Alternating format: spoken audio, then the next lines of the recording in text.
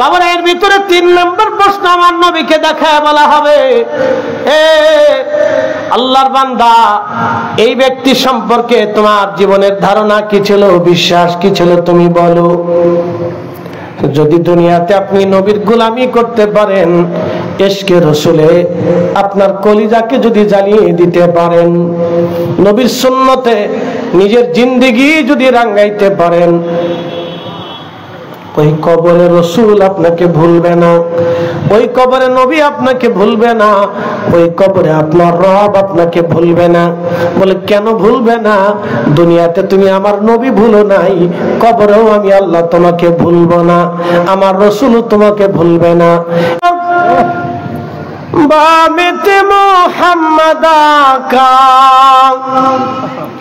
হাবিবের পাশে হাবিব বসাও, বন্ধুর পাশে বন্ধু বসা, কালেমাতে আসে প্রমাণ, বালাগাল্লাহ বিকালিহি কাশাফাত দুজা বিজামালিহি, হাসানাত জামিউ খাসালিহি, সাল্লু আলাইহি ওয়া ইন্নাকা উলিতা মুবাররান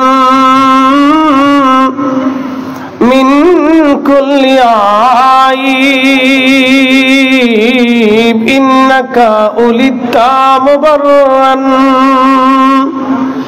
মিন কুল্লি আইব, কাআন্নাকা কদ খুলিকতা কামা তাশা, বালাগাল্লাহ বিকামালিহি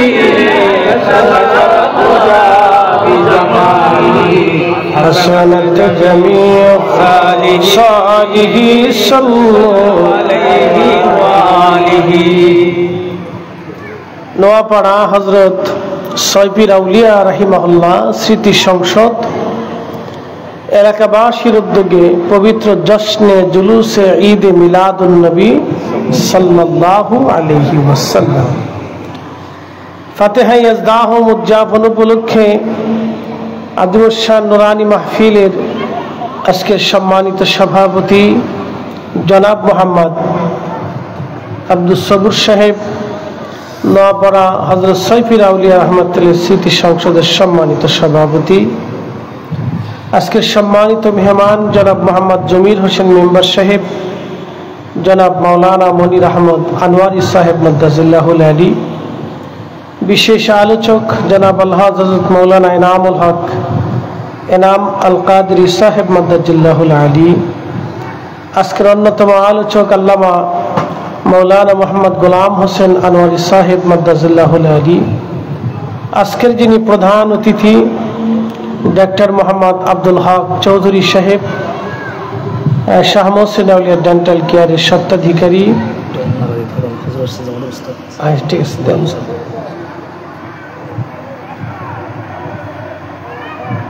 নারে তাকবীর, নারে সালাত, নারে গাউসিয়া, ফাহরাসনাত ওয়াল জামাত, পবিত্র জশ্নে জুলুস ঈদে মিলাদুন নবী,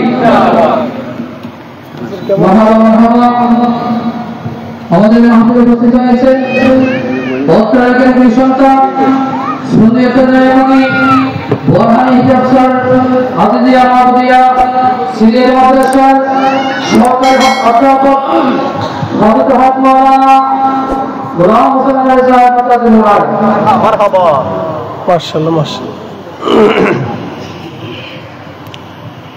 আজকের যিনি মেহমানে আলা জননেতা আলহাজ মাওলানা এস.এম. শাহজাহান সাহেব, বাংলাদেশ ইসলামী ফ্রন্টের কেন্দ্রীয় পরিষদের সম্মানিত বিভাগের সাংগঠনিক সচিব, আজকের যিনি উদ্বোধক পীরে তরিকত শাহজাদা আলহাজ মাওলানা কাজী মোহাম্মদ জিয়াউদ্দিন হাশিমি সাহেব মুদ্দাজিল্লাহুল আলী, দরবারে হাশিমি আলিয়া শরীফের সম্মানিত সাজ্জাদশীন সকল উলামায়ে আহলে সুন্নাত, এলাকার গণ্যমান্য ব্যক্তি, সম্মানিত মুরব্বী, কলিজার টুকরো যুবক, পর্দানিসীন আমার সম্মানিত মা বোনেরা, মাইকের আওয়াজ যত দূর পর্যন্ত যাচ্ছে সকলকে মোবারকবাদ। শুকরিয়া সে আল্লাহর দরবারে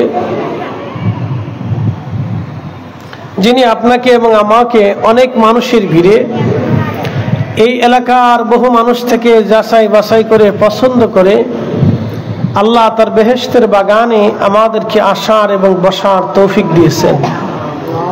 সেই জন্য মনিবের আসমানে আমরা একসাথে সকলে শুকরিয়া আদায় করে বলি আলহামদুলিল্লাহ।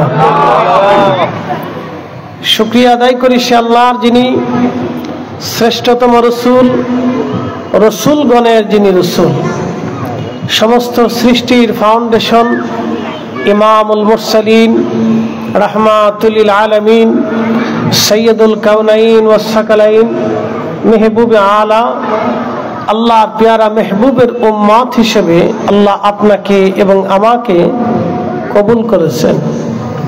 সেই জন্য আল্লাহর আসমানে শুকরিয়া করে আবারও একসাথে বলি আলহামদুলিল্লাহ। প্রিয় ভাই, একটা কথা আপনাদেরকে বলি, পৃথিবীতে 800 কোটি মানুষ আছে, সবাই আল্লাহ রসুলকে মহব্বত করতে পারে নাই। আল্লাহ যাকে কবুল করেছেন তিনি আল্লাহ রসুলকে মহব্বত করতে পেরেছেন। পৃথিবীতে 800 কোটি মানুষ আছে, সবাই কালমা পড়নেওয়ালা হতে পারে নাই। আল্লাহ যাকে দয়া করেছেন তিনি কালেমার দৌলতে দৌলতওয়ালা হয়েছেন। পৃথিবীতে বহু মখলুক আছে, সব মখলুককে আল্লাহ মানুষ বানান নাই। আল্লাহ আমাদেরকে দয়া করে মানুষের আকৃতি দিয়া, মানুষের খুসুসিয়ত দিয়া, মানুষ বানাইয়া পৃথিবীর বৃদ্ধকালে শেষ প্রান্তে আখিরি নবীর উম্মত বানাইয়া আমাদেরকে শ্রেষ্ঠত্ব দিয়া মর্যাদাওয়ালা বানাইয়া আল্লাহ আমাদেরকে পৃথিবীতে পাঠিয়েছেন। আমি সারা জীবন যদি শুকরিয়া করি তাহলে রবের শুকরিয়া কোনোদিন কখনো শেষ হবে না। কারণ তিনি আমাকে মানুষ করেছেন, মুসলমান বানিয়েছেন, আখিরি নবীর উম্মত বানিয়েছেন, আহলে সুন্নাত ওয়াল জামাতের অনুসারী করে আউলিয়া কেরামের দলে মতে পথে কবুল করেছেন। একসাথে বলা যাবেন আল্লাহু আকবার। প্রিয় উপস্থিতি, পৃথিবীতে অসংখ্য রুহু আছে। আমরা এখানে যারা বসে আছি সবার বয়স এক। রুহের হিসাব অনুযায়ী আমাদের সবার বয়স এক। ভালো করে বুঝবেন, রুহের হিসাব অনুযায়ী আমাদের সবার বয়স এক। আমরা একদিনে, এক সময়, এক মুহূর্তে আল্লাহ আমাদেরকে সৃষ্টি করেছিলেন।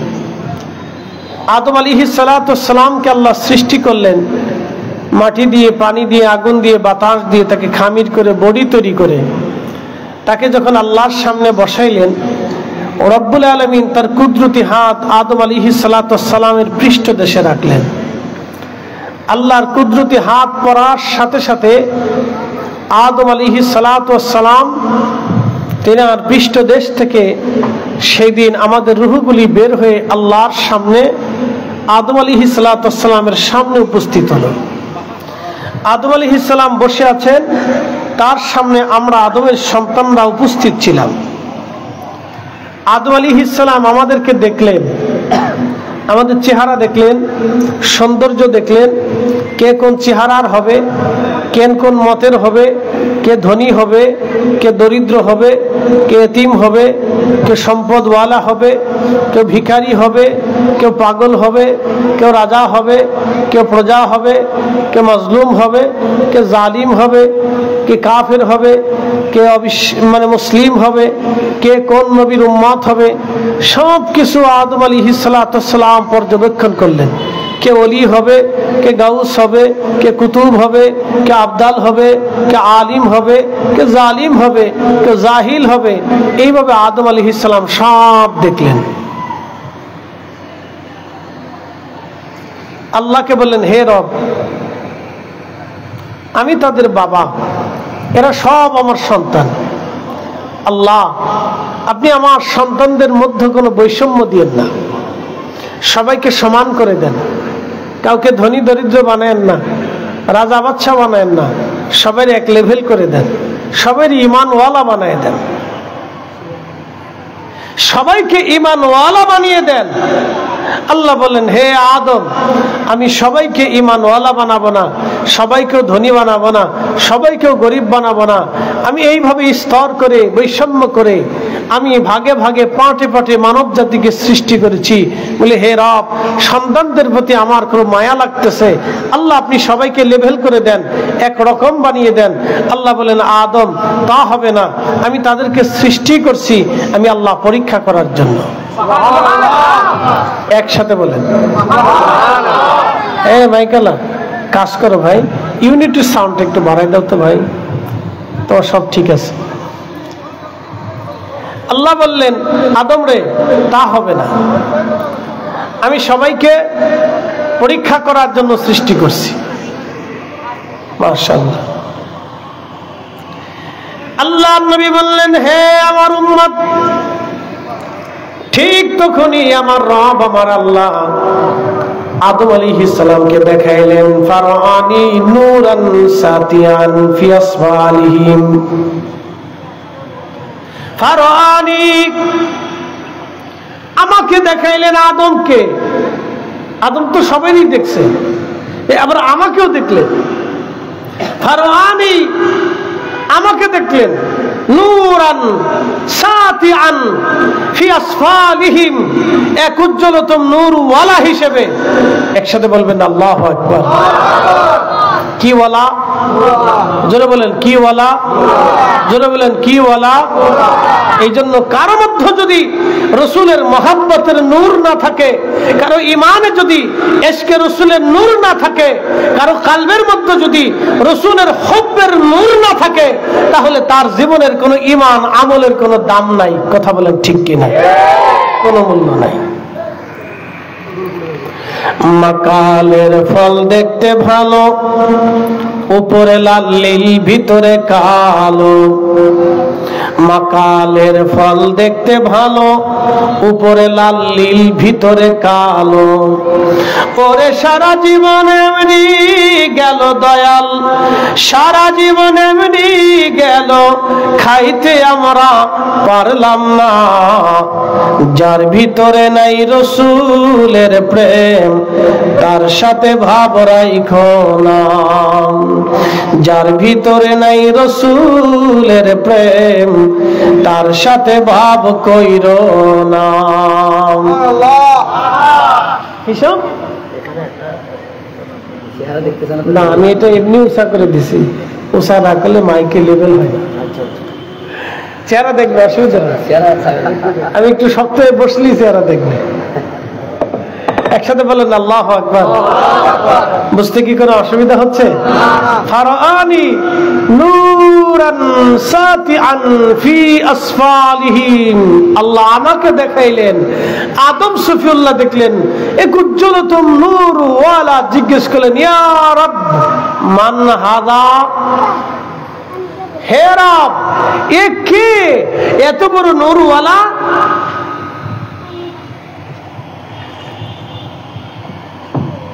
আল্লাহ কে?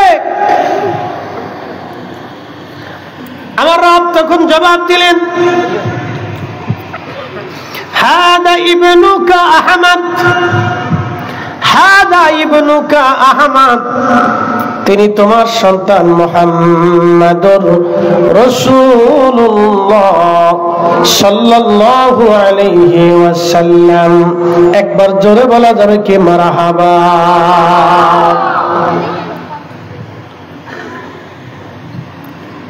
والأول والآخر والآخر وهو أول الشافي। হে আদম, তুমি তাকে চিনে রাখো, তিনি প্রথম, তিনি শেষ, তিনি কিয়ামতের ময়দানে আমার কাছে সর্বপ্রথম সুপারিশ করনেওয়ালা। আল্লাহর নবী বললেন, আমাকেও আদম দেখলেন, তোমাদেরকেও আদম দেখলেন। আমাকে দেখলেন উজ্জ্বলতম নূরওয়ালা হিসেবে, এই কথাটা কেন বুঝাইতে চাইলাম, বুঝে যান। আল্লাহ সব রূহকে আল্লাহ মর্যাদা দেন নাই, সবাইকে আল্লাহ হুজুর গাউসে পাক বানান নাই, সবাইকে হযরত বদর শাহ আউলিয়া বানান নাই, হযরত শাহ মোহসেন আউলিয়া বানান নাই, খুজু কাতাব কুতুবউদ্দিন কাকি বানান নাই, নিজামউদ্দিন আউলিয়া বানান নাই, হযরত মুজাদ্দিদ আল ফিসানি সিরহিন্দি বানান নাই, বাকি বিল্লাহ বানান নাই, হুজুর গাউসে পাক বানান নাই, খাজা বাবা আজমিরি বানান নাই, হুজুর বাহাউদ্দিন নশবন্দ বুখারী সবাইকে বানান নাই, ইমাম আবু হানিফা সবাইকে বানান নাই, আবু বকর সিদ্দিক সবাইকে বানান নাই, ওমর ওসমান আলী সবাইকে বানান নাই। আল্লাহ যাকে কবুল করেছেন তাকে এই সমস্ত মর্যাদার অধিকারী বানিয়েছেন। আর শেষ বয়সে পৃথিবীর বৃদ্ধকালে আল্লাহ আমাদেরকে আহলে সুন্নাত ওয়াল জামাতের অনুসারী বানিয়েছেন। এটা আমাদের অনেক বড় ভাগ্য, কথা বলেন ঠিক কিনা? অনেক বড় দৌলতের অধিকারী আমরা যে আল্লাহ আমাদেরকে এই পর্যায়ে বানিয়েছেন। নবীর দরজা নাই, সাহাবীদের দরজাও নাই, তাবিনদের দরজাও নাই, আইম্মায়ে মুজতাহিদিনদের তবকাও নাই। এখন ওলিদের দরওয়াজা খোলা আছে, কিয়ামত পর্যন্ত বেলায়েতের রাস্তা খোলা থাকবে।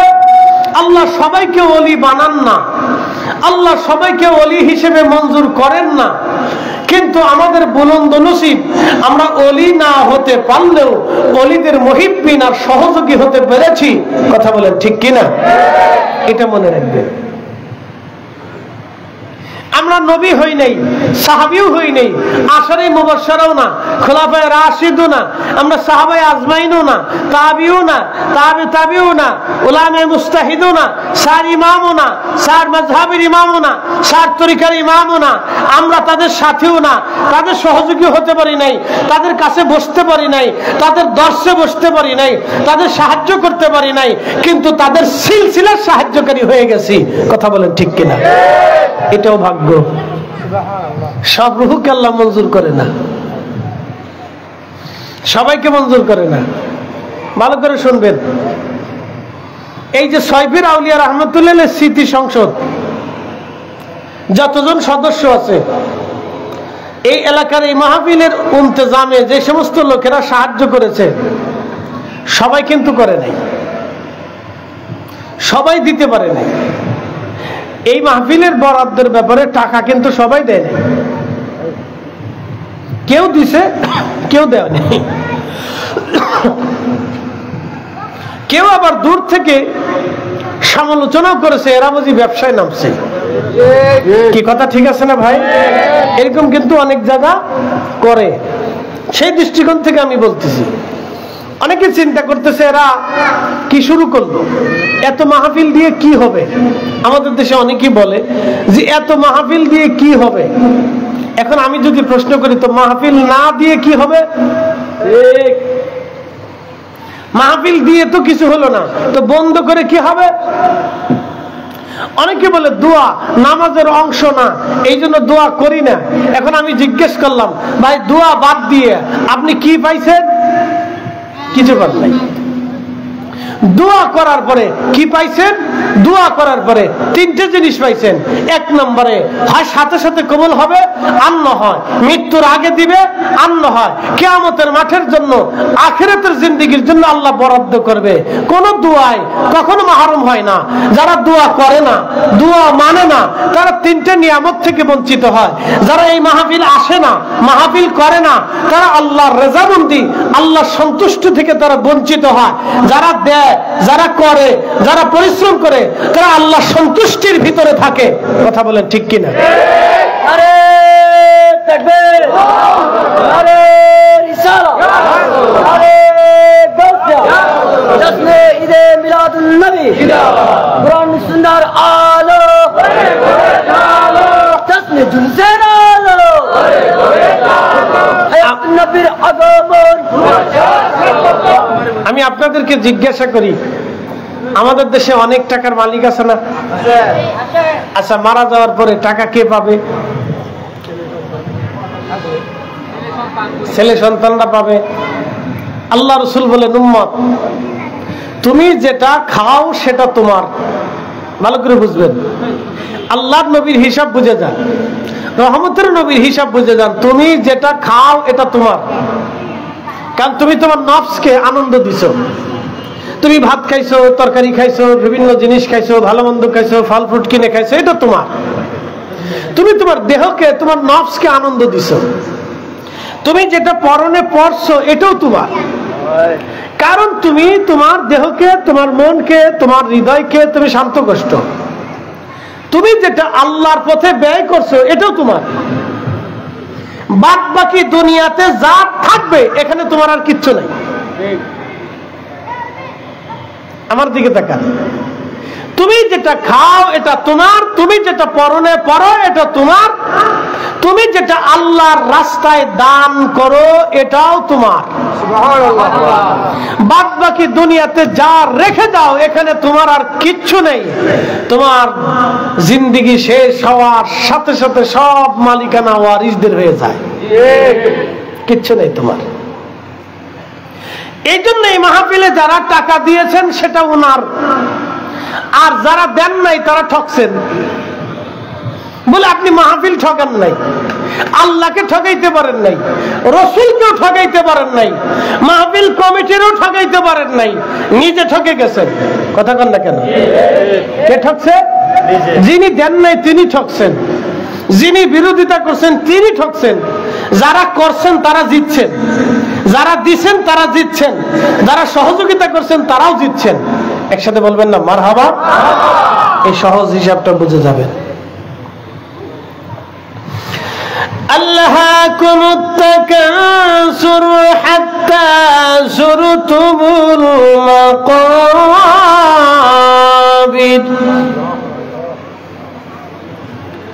রব্বুল আলামিন বললেন, আমার বান্দারা দুনিয়ার মোহে পড়ে অন্ধকারে নিমজ্জিত হয়ে আমি আল্লাহকে তারা ভুলে যায়। কতদিন পর্যন্ত? হাত্তা যুরতুমুল মাকাবির, কবর পর্যন্ত সময়। কবর, এরপরে আর কোন সুযোগ তার নাই। কবর কবর কবর।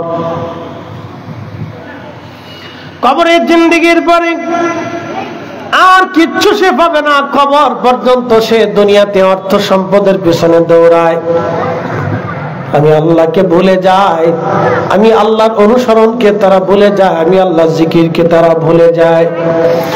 একদিন মাটির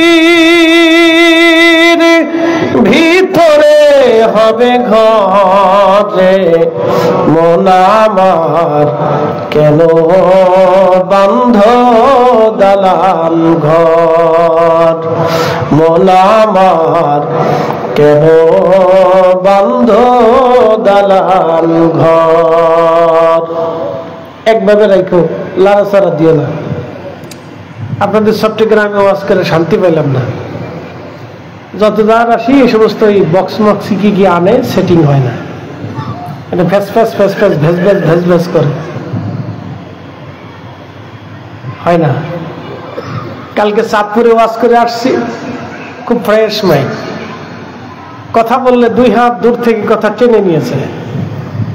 চট্টগ্রাম যতগুলি মাহফিল করছি এবছরে মাইকে কি হয়েছে জানি না, বেশিরভাগ এরকমই হয়েছে। জোর করে কথা বলতে হয়, খুব জোর করে শক্ত দিয়ে। তারপরে যদি মাইকের কাছে নিয়ে একটু ঘন কথা বলি তো কিছু বুঝবেন না। লেভেল করে এত ইকো বাড়ায় না, সাউন্ড বাড়ান। বেশি ইকো দিছে। আমি এখানে কিন্তু মমতাজের গান গাইতে আসিনি, আমি এখানে ওয়াজ করতে আসছি। আমি বেশি কথা বলবো, যদি পাবলিক আমার কথা না বুঝে তাহলে এটা 4 পয়সার দাম নাই। শুধু হাউস বুঝলে হবে না, বাহিরও বুঝতে হবে, তারাও ক্লিয়ার শুনতে হবে, পরিষ্কার কথা শুনতে হবে, না হলে আমার এই বয়ানের কোনো মূল্য নেই। কারণ শুধু এখানে যতগুলি মানুষ বসা আছে তার চাইতে বহু মানুষ বাড়িতে আছে, ঠিক আছে না? কেউ কাজে ব্যস্ততায়, বিভিন্ন কাজে, অসুস্থতায়, মহিলারা আসতে পারে নাই, বাড়িতে বসে আছে, কেউ দোকানে বসে বসে আমার কথা শুনতেছে। এই জন্য পরিষ্কার মতো ক্লিয়ার শুনতে হবে। একসাথে বলি না আল্লাহু আকবার, নারে তাকবীর, নারে রিসালাত, নারে গাউসিয়া। মাশাআল্লাহ, খুব মনোযোগ দেন। আমার বিষয় একটা, কিন্তু আমি কবরে চলে গেছি। ও বিষয়ে বেশি লম্বা ওয়াজ করবো না, মুক্তাসার একটা ধারণা দিব আধা ঘন্টা লাস্টে। কবরের দিকে চলে গেলাম। বলে কেন গেলাম? ওইখানে আমাদের যেতেই হবে, এই জন্য আগেই চলে গেলাম।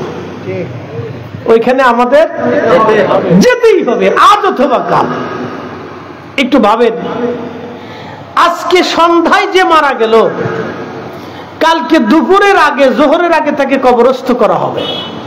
কথা ঠিক আছে না? জোহরের আগেই কবরস্থ করা হবে। আজকে যে মারা যাবে, কালকে সন্ধ্যার আগেই তাকে কবরস্থ করা হবে।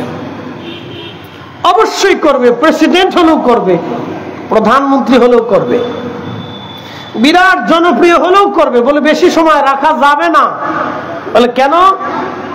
লাশের দুর্গন্ধ আসতে পারে, পচে যেতে পারে, সন্ধ্যার আগেই দাফন করতে হবে। সেই জন্য আপনার আমার কবরে দেওয়ার জন্য সবাই প্রস্তুতি, সবাই আমাদের প্রস্তুতি। কেউ বাঁশ কাটবে, কেউ কবর খনন করবে, কেউ আবার কাফনের কাপড় আনতে যাবে। বিভিন্ন জনে বিভিন্ন ভাবে থাকবে। ঠিক আছে, এইভাবে রাখেন। বিভিন্ন জনে বিভিন্ন ভাবে আসবে, বন্ধু বান্ধবরা আসবে, আত্মীয় স্বজনরা আসবে, দেখার জন্য আসবে, শেষ বিদায় দেওয়ার জন্য তারা সবাই চলে আসবে। কবরস্থ করার জন্য সবাই রেডি। বৃষ্টি যদি নামে, বৃষ্টির ভিতরে কবরে রেখে আসা হবে। কবরের ভিতরে যদি পানি ওঠে, তারপরও কবরে রেখে আসা হবে। কবরের ভিতরে কাদা থাকলেও কবরে রেখে চলে আসা হবে। কি বাস্তব দৃশ্য, একটু ভালো করে বুঝবেন। বৃষ্টি নামলেও কবর, বন্যা হলেও কবর, কাদা হলেও কবর। অথচ বিছানা আরাম প্রিয় ছিল, পরিষ্কার পরিচ্ছন্নতার মধ্যে ঘুমিয়েছেন, দামি খাটের মধ্যে আপনি ঘুমিয়েছেন। এখন আপনার ঠিকানা কবর। ওই কবরে আপনাকে রাখার জন্য সবাই রেডি, সবাই প্রস্তুতি নিয়েছে, সবাই আপনাকে কবরে রাখবে। কেউ কবর থেকে রেখে দেওয়ার, দুনিয়াতে রাখার পক্ষে কেউ না, সবাই কবরে দেবে। কেন কবরে দিবে? মানুষ মারা যাবার 24 ঘন্টা পরে মানুষের পায়খানা রাস্তা দিয়ে একটা পোকা বের হয়ে আসে। ওই পোকাটা তামাম শরীরের মধ্যে ছড়িয়ে যায়, ছড়িয়ে দুর্গন্ধ ছড়াইতে থাকে, বিশ্রী পচা গন্ধ আসতে থাকে। 24 ঘন্টায় মানুষের শরীর কিন্তু পচে যায় না। মূলত পায়খানা রাস্তা থেকে পোকা বের হয়ে তামাম শরীরের মধ্যে পোকাগুলি ছড়িয়ে যায়, খালি চোখে পোকাগুলি দেখা যায় না। দুর্গন্ধ ছড়িয়ে পড়ে। এই জন্য ফ্রিজের মধ্যে যদি রাখা হয়, ওই পোকাগুলি আসে না, কারণ ঠান্ডায় ওই পোকাগুলি বাঁচে না। মেডিসিন যদি মারা হয়, ওই পোকাগুলি শরীরে লাগে না। খুব মনোযোগ দিবেন। 24 ঘন্টা পরে অটোমেটিক ভাবে এই পোকা বের হয়ে তামাম শরীরে ছড়ায় যায়। এই পোকা প্রধানমন্ত্রী চিনে না, রাষ্ট্রপতি চিনে না, এই পোকা সমাজপতি চিনে না, এমপি মন্ত্রী চিনে না, ওসি ডিসি এসপি এই পোকা কাউকে চিনে না। এই পোকা ছড়িয়ে যাওয়ার পরে কলিজার টুকরো সন্তান আপনাকে বলবে, বাবাকে তাড়াতাড়ি কবরে দিয়ে দেন, গন্ধ ছড়িয়ে গেছে। স্ত্রী বলবে, তাড়াতাড়ি কবরে দিয়ে দেন, গন্ধ বের হয়েছে। সমাজ বলবে, তাড়াতাড়ি কবরে দেন, গন্ধ বের হয়েছে। সবাই বলবে, গন্ধ বের হয়েছে, তাড়াতাড়ি কবরে দিয়ে দেন। এই তাড়াতাড়ি কবরে দেওয়ার জন্য সবাই ব্যস্ত হয়ে গেল, কিন্তু কেউ ব্যস্ত না আপনার কবরে কি হবে সওয়াল জবাব দিতে পারবেন কিনা এই চিন্তা কারো মাথায় নাই। একটু ভালো করে বুঝেন, আপনি কবরে 3টা প্রশ্নের জবাব দিতে পারবেন কিনা এই চিন্তা কারো মাথায় নাই। না, নারে তাকবীর, নারে রিসালাত। আমাদের সম্মানিত প্রধান অতিথি মহোদয় আসছেন, বলি না মারহাবা। আল্লাহ জীবনে হায়াতে রিজিকে যেন আল্লাহ বরকত দেয়। সকলে বলে না আমিন। বাইরে যারা আছেন তারা সবাই চলে আসেন। আমি যেই জগতের ওয়াজ করতেছি এই জগতের আগামী দিনের বাসিন্দা আপনি। বাহিরে যারা ঘুরতেছেন আমি যেই জগতের ওয়াজ করতেছি ওই কবরের বাসিন্দা আপনি নিজেও। ওই তালিকায় আপনার নাম লেখা আছে, তাড়াতাড়ি চলে আসেন, বসে থেকে লাভ নাই। আপনি ওই দলের সদস্য, ওই তালিকার সদস্য। আগামীর বাসস্থান গোরস্থান। মাঝে মধ্যে গোরস্থানের পাশে যে দাঁড়ায় জিজ্ঞেস করবেন, হে গোরস্থানবাসী কেমন আছো? গোরস্থানে যায় দেখবেন সবাই লেভেল একরকম, মাটির সাথে মিশে গেছে। সবার জন্য একই বরাদ্দ, মাত্র 3.5 হাত, 1 ইঞ্চি বেশিও হবে না। সবার একই কাফনের কাপড় বরাদ্দ, মাত্র 3 টুকরা, 1 টুকরা বেশিও নসিবে নাই। এই জন্য গোরস্থানে যাবে। নবী বলতেন, নাহাইতুকুম আন জিয়ারাতিল কবুর, কবর জিয়ারত তোমাদেরকে নিষেধ করতাম, ফাজুরুহা, তোমরা জিয়ারত করো। কবরে যাও, কবরের পাশে দাঁড়াও, বেশি করে দাঁড়াও। এই উম্মত বেদাতের ফতোয়া শুনতে শুনতে এখন কবরের পাশেও যায় না। এই কথা কন না কেন? বেদাতের ফতোয়া শুনতে শুনতে এখন কবরের পাশেও দাঁড়ায় না, ভয়ে দাঁড়ায় না, না জানি কোনটা বেদাত করে ফেললাম। শয়তান চিন্তা করলো, বাহ, 1450 বছরে যা পারি নাই, তোরে কয়জন মৌলবী সারা বাংলাদেশে তা করে দিছিস।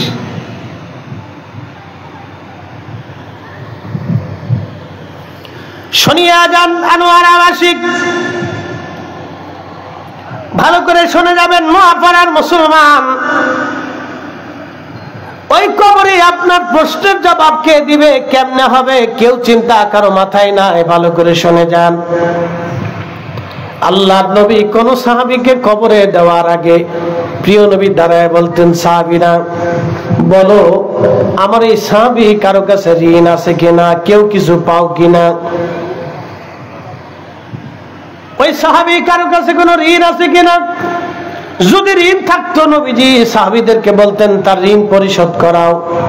যদি পরিবার ঋণ পরিশোধ করতে সামর্থ্য না হতো, আল্লাহর নবী সাহাবীদেরকে বলতেন, সাহাবীরা রে, তোমরা অন্য অন্য সাহাবীরা মিলে সব কিছু দিয়ে তার ঋণ পরিশোধ করাও, কারণ আমার উম্মতকে ঋণ দিয়া কবরে পাঠাইও না। প্রশ্ন রাখতে পারেন ফরিদে হুজুর, ঋণ নিয়ে কবরে গেলে কি ক্ষতি? এবার আপনাদেরকে বুঝাই দিয়ে যাই, ঋণ নিয়ে কবরে গেলে কি ক্ষতি বুঝাই দেই। আপনি নামাজ ছেড়ে দিয়েছেন, আল্লাহ মাফ করবে। হ্যাঁ, আল্লাহ মাফ করবে। আপনি নামাজ ছেড়ে দিয়েছেন, আল্লাহ ক্ষমা করে দেবে। আপনি রোজা ছেড়ে দিয়েছেন, আল্লাহ ক্ষমা করবে। আপনি তাহাজ্জুদ পড়েন নাই, আল্লাহ ক্ষমা করবে। মিথ্যা বলে ফেলেছেন, আল্লাহ মাফ করবে। জিনা করে ফেলেছেন, আল্লাহ তাও মাফ করবে। কিন্তু আপনি যদি আমার টাকা মেরে দিয়ে কবরে চলে যান, আমি যদি আপনার অর্থ মেরে দিয়ে কবরে চলে যাই, আপনি মাফ না করা পর্যন্ত আমি ফরিদি সাহেবকে কেউ মাফ করবে না। আস্তে বলেন কেন, জোরে বলেন। কেউ মাফ করবে না। এই জন্য নবী বললেন, সাহাবীরা আমার উম্মতকে দুনিয়ার থেকে ঋণ মওকুফ করাইয়া তারপরে কবরে পাঠাও। ঋণ দিয়ে কবরে পাঠাইও না, ঋণ দিয়ে কবরে পাঠাইও না, ঋণ মওকুফ করাইয়া তারপরে কবরে পাঠাও। আচ্ছা বলেন তো, আমাদের দেশে তো মানুষ বহু মারা যায়, কয়জনের ঋণ মাফ করায়? ছেলে চিন্তা করে, আব্বা তুমি যদি বাইচে থাকতা তাহলে আমার আর চিন্তা ছিল না। হায় হায়, বাবা চলে গেল, আমার উপায় কি? মেয়ে কাঁদবে, আব্বা মারা গেল, আমার কি হবে? স্ত্রী কাঁদবে, আমার স্বামী মারা গেল, আমি সন্তান নিয়ে কি করব এখন? সবাই নিজের চিন্তায় কাঁদে, কিন্তু এই বান্দার চিন্তায় কেউ কাঁদে না। বান্দার চিন্তায় কেউ কাঁদে না। আগামী মুহূর্তেই পরে বান্দার কবরে জিজ্ঞাসা করা হবে, মার রাব্বুকা ওয়া মা দীনুকা মা কুনতা তাকুলু ফি হাক্কি হাজার রাজুল। 3টা প্রশ্নের জবাব এই বান্দা দিতে পারবে কিনা, এই চিন্তা কারো মাথায় নাই, কারো মাথায় নাই, কারো মাথায় নাই। সবার একই চিন্তা, তাড়াতাড়ি কবর দাও, আমরা জানাজা পরে চলে যাব, আমাদের সময় নাই। সবাই কাজে ব্যস্ত, কারো ব্যবসা আছে, কারো চাকরি আছে, কারো সালিশ দরবার আছে, কারো অমুক তমুক আছে, মিটিং মিছিল আছে, এটা আছে সেটা আছে, সবাই ব্যস্ত হয়ে গেল। কিন্তু আপনাকে আমাকে নিয়ে কেউ ব্যস্ততা নাই। আপনাকে আমাকে আমার আর আপনার ভাগ্যের উপরে ছেড়ে দেওয়া হলো। কিসের উপর ছাড়া হলো? ভাগ্যের উপরে ছেড়ে দেওয়া হয়েছে। ভাগ্য, যাও তোমাকে ভাগ্যের উপরে কবরে ছেড়ে দিলাম, বিসমিল্লাহি ওয়া আলা মিল্লাতি রাসূলিল্লাহ, তোমাকে নবীর দলে কবরে নামাইলাম। কিন্তু দুনিয়াতে সে রাসূলের দল কেউ করতো কিনা, এটাই হলো প্রশ্ন। কি কথা কন না, জোরে বলেন। দুনিয়া তো সে রাসূলের দল করে নাই, সে করছে মুহাম্মদ ইবনে আব্দুল ওয়াহাব নজদীর দল।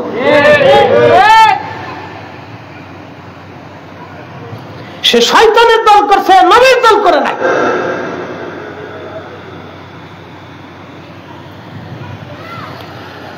এই আনোয়ারাবাসী বুঝে যাবেন আর শুনে যাবেন, কবরের জিন্দেগিতে তৈরি করে দেওয়া হলো, আপনাকে কবরে নামানো হলো, নিয়ে যাওয়া হলো আপনাকে কবরে। কবরের কাছে নিয়ে যাওয়ার পরে মরহুম বান্দার চিন্তা হলো, এরা আমাকে যারা কবরের ভিতরে দুইজন নামছে এবং কবরের পাশে যারা, এরা বুঝে আমার সাথে যাবে। কবরে যখন দুইজনে নামলো, দুইজনে যখন তাকে কবরে নামাইলো, মরহুমের চিন্তা হয়, বুঝি দুইজন আমার সাথে কবরে থাকবে। এরা বাঁশ দিয়ে যখন কবরের উপরে চলে আসলো, তখন মরহুম বুঝতে পারলো, হায় হায় আমার সাথে কেউ নাই, আমি একা।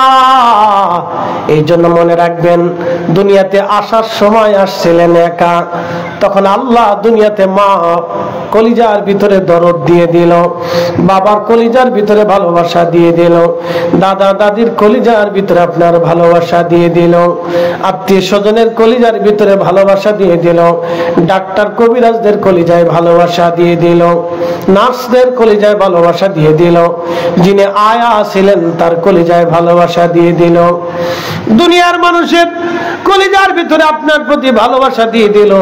কারণ সবাই দেখবেন বাচ্চাদেরকে ভালোবাসে। আপনি যখন আসলেন তখন আপনি একা এসেছিলেন, ওই সময় আপনার ভাগ্যের উপরে সবাই আপনাকে ছেড়ে দিল।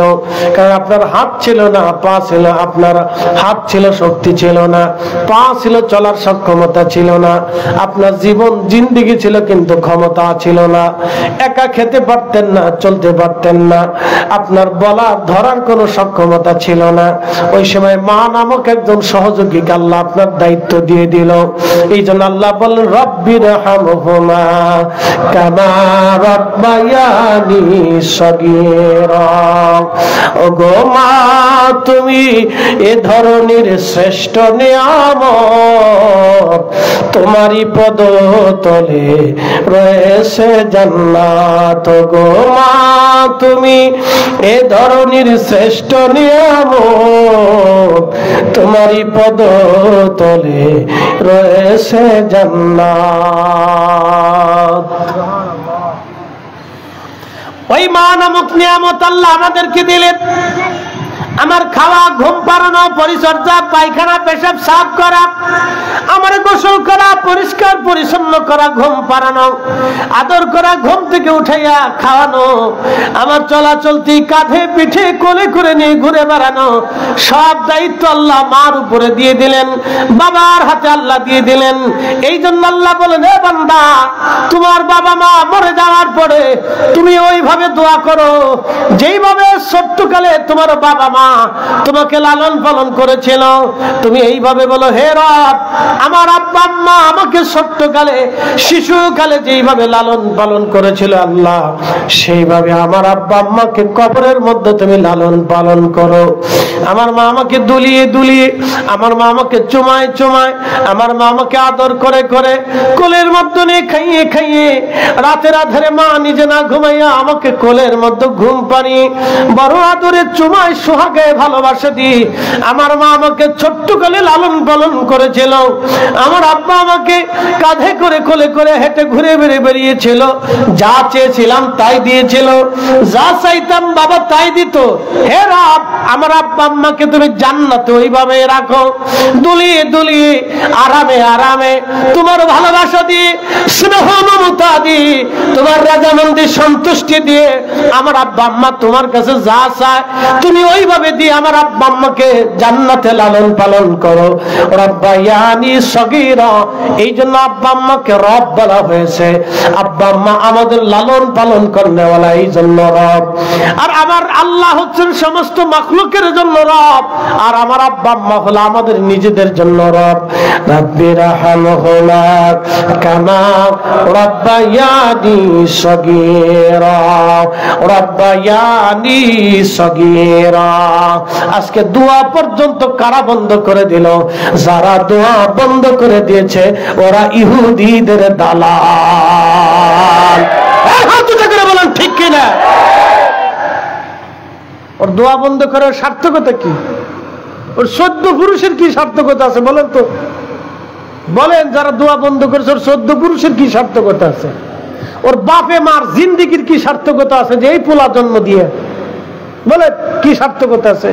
আপনি আমাকে বুঝান, তার প্রতিবেশীর কি সার্থকতা আছে, তার বন্ধুর কি সার্থকতা আছে, তার সন্তানদের কি সার্থকতা আছে, তার স্ত্রীর জীবনে কি সার্থকতা আছে, তার আত্মীয় স্বজনের কি সার্থকতা আছে যে দোয়া বন্ধ করলো, দোয়া নিষেধ করলো, দোয়ার থেকে সরে গেল? তো এই ব্যক্তির জিন্দিগিতে তার কি নিজের সার্থকতা রইলো? তার আত্মীয় স্বজনের সার্থকতা কি? বন্ধু বান্ধবের জীবনের সার্থকতা কি? তার সাথে বন্ধুত্ব করে লাভ কি যে আপনার মরার পরে দোয়া করবে না? কি কথা ঠিক আছে না? তার সাথে বন্ধুত্ব করে কি লাভ? তারে খাওয়াইয়ে কি লাভ? আপনি যে তারে বসে নাস্তা করাবেন তো লাভ হবে কি? আপনি তাকে খাওয়াইয়া লাভ করবেন কি? আপনার খাবারটাই তো নষ্ট হবে। তো ওই খাবার হচ্ছে তো কুত্তা খাওয়ানো ভালো। বলে হুজুর কি কথা বললেন কেন? ও মিয়া, কুকুর আল্লাহর মাখলুক, ও খাইয়া বেঈমানি করে না, কুত্তা বেঈমানি করে না। কুকুরের জিন্দেগিতে বেঈমানি বলে কোনো শব্দ নাই, কথা কন না কেন? কুত্তার জিন্দেগিতে বেঈমানি বলে কোনো শব্দ নাই, কুত্তা বেঈমানি করে না, মানুষ বেঈমানি করে, মানুষ বেঈমানি করে, কথা কন ঠিক কিনা? কুত্তার জিন্দেগিতে কোনো বেঈমানি শব্দ নাই। যেই সন্তান আপনার জন্য দোয়া করবে না তো সন্তান পেলে লাভ কি? যেই সন্তান আপনার কবরের পাশে দাঁড়াবে না, নামাজের পরে রাব্বির হামহুমা কামা রাব্বায়ানি সাগীরা বলে যেই সন্তান আপনার জন্য রবের দরবারে হাত বাড়াবে না, তো ওই সন্তান পেলে লাভ কি? ওরে খাওয়ায় লাভ কি? ওরে লেখাপড়া করে লাভ কি? ওর জিন্দেগিতে আপনার ওর পিছনে পরিশ্রম করে লাভ কি? বলে কি লাভ? আমাকে দেখান কি লাভ আছে? বলে লাভ আছে? কোন লাভ আছে? কোন লাভ নাই। যদি বুঝেন তো বুঝ নিয়ে বাড়ি যাবেন, আর মনে মনে ভাববেন সুন্নিরাই ঠিক, মনে মনে ভাববেন সুন্নিরাই ঠিক।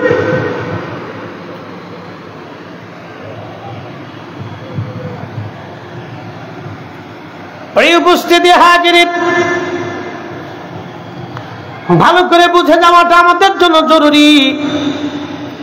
কবরের জিন্দেগিতে আপনাকে নিয়ে যাওয়া হলো, কবরে নামানো হলো, সব মানুষ চলে আসবে। দেখবেন কিছু মানুষ তখন বলে আমাদের অঞ্চলে আছে, তাড়াতাড়ি চলো, চলে যাও, চলো। বলে কেন চলো? মুনকার নাকির আসবে, প্রশ্ন করবে, সেই জন্য আমরা এখান থেকে চলে যাই। কারণ মানুষ চলে যাওয়ার 40 কদম পরেই মুনকার নাকির আসে, বেশি সময় নেই না। মানুষ সরে যাইতে 40 কদম, লাস্ট ব্যক্তি কবর থেকে চলে যাওয়ার 40 কদম দূরে যাওয়ার সাথেই মুনকার নাকির এসে যায়। জিজ্ঞেস করে মার রাব্বুকা। আহা, জিন্দেগির কি কঠিন পরীক্ষা। উসমান গনি জিন্নুরাইন কবরের পাশে দাঁড়ায় থারথার করে কাঁপতেন আর কাঁদতে থাকতেন। সাহাবা ইজমান জিজ্ঞেস করলেন, ইয়া আমিরাল মুমিনিন, আপনি জিন্নুরাইন, 2 নূরের অধিকারী, 2টা নূর কন্যা, আল্লাহর মেহবুবের নূর কন্যা আপনার সাথে শাদী দিয়েছে, রাসূল পছন্দ করেছে, আপনি তার পছন্দের জামাতা। একসাথে বলবেন না মারহাবা? আল্লাহ নবীর কত পছন্দের ব্যক্তি ছিলেন উসমান জানেন? স্বামী হিসেবে তিনি এতই মাধুর্যবান, চরিত্রবান, চমৎকার ব্যক্তিত্ব ছিলেন যে প্রথম কন্যা নবী বিয়ে দিলেন। কোনদিন উসমান গনি জিন্নুরাইন তার রাসূলের কন্যার কষ্ট হোক কখনো চান নাই। হায় হায় হায়, তার ব্যবহারে, মাধুর্যতায়, ভদ্রচিত, তার চরিত্রে অভিভূত হয়ে প্রথম কন্যা নবী পাকের ইন্তেকাল করলেন। আল্লাহর নবী দ্বিতীয় কন্যাটাকে বললেন তোমাকেও দিয়ে দিলাম। পৃথিবীতে নজির যে একজন ব্যক্তির কাছে একজন ব্যক্তি তার দুইটা কন্যাকে বিয়ে দেয়।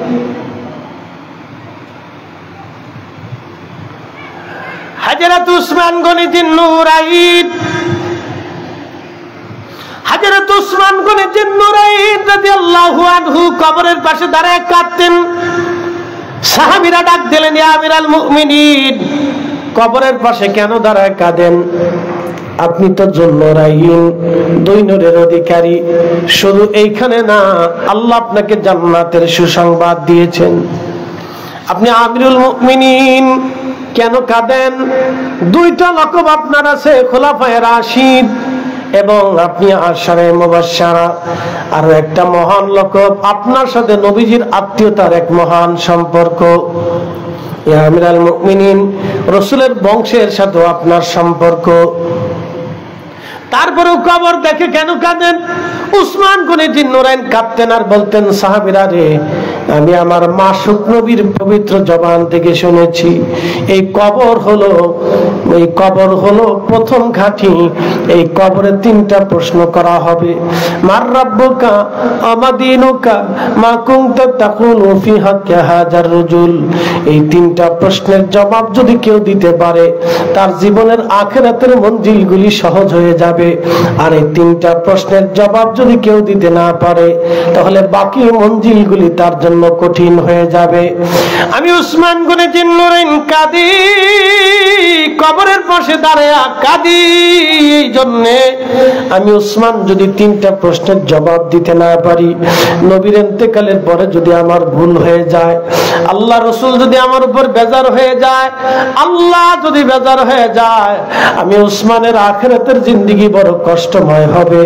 সেই জন্য আমি উসমান গনি কবরের পাশে দাঁড়ায় কাঁদি। একবার জোরে বলা যাবে কি মারহাবা? এটা হযরত উসমান গনির তাকওয়া।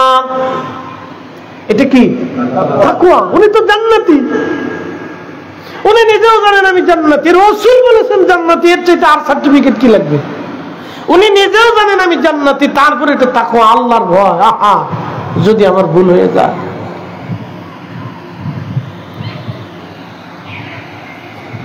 আনোয়ারাবাসী, হযরত উসমান গনি কবরের পাশে দাঁড়িয়ে কাঁদতেন। এই জন্য কোন ব্যক্তিকে কবরে দিয়ে আসার পরে তাড়াহুড়া করে কবর থেকে চলে আসবেন না, তাড়াহুড়া করবেন না, কবরের পাশে দাঁড়াবেন, কোরআন শরীফ থেকে তেলাওয়াত করবেন, দরুদ শরীফ পড়বেন।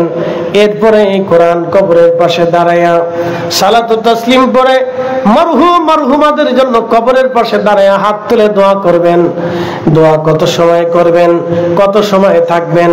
সবিজি সাহাবীরা জিজ্ঞেস করলেন, ইয়া রাসূলুল্লাহ, কত সময় তারা কবরের পাশে দাঁড়িয়ে থাকবে? নবী বললেন, ইস্তাগফিরু লাকিকুম, তোমরা তোমার ভাইয়ের জন্য কবরের পাশে দাঁড়ায় ইস্তেগফার করো, ইস্তেগফার করো, তোমার ভাইয়ের জন্য ক্ষমা চাইতে থাকো, দোয়া করতে থাকো।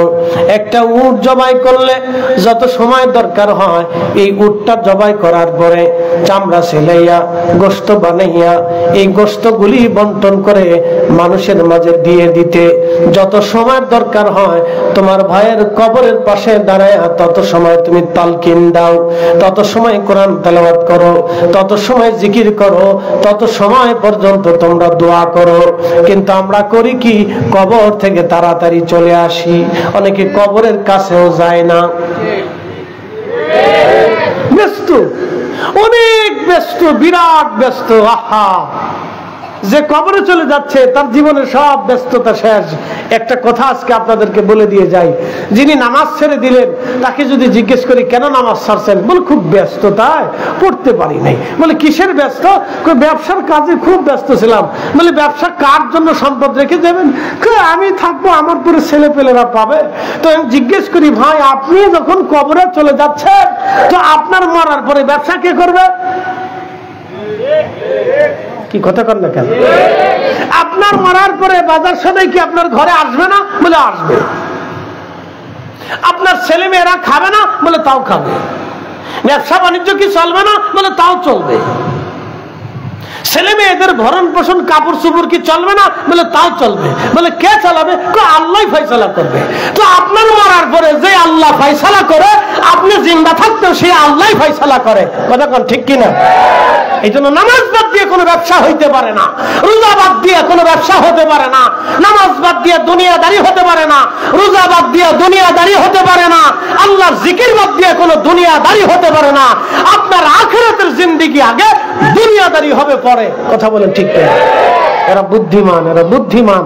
এই জন্য দুনিয়া বিরাগী কিছু মজ্জুব দেখবেন, তারা দুনিয়াকে লাথি মেরে দিয়ে আল্লাহকে খুঁজতে খুঁজতে খুঁজতে খুঁজতে পাগল হইয়া দুনিয়ার থেকে কবরে চলে গেল। এরা ওলি হয়ে কবরে চলে গেল। কি হয়ে গেল? জোরে বলেন, কি হইয়া? তাদের কবর দেখলে অনেকের তো শরীরে চুলকায়। কি কথা কর না কেন? তাদের মাজার দেখলে অনেকের শরীরে চুলকায়, ব্যারাম আসে, ঘাসি।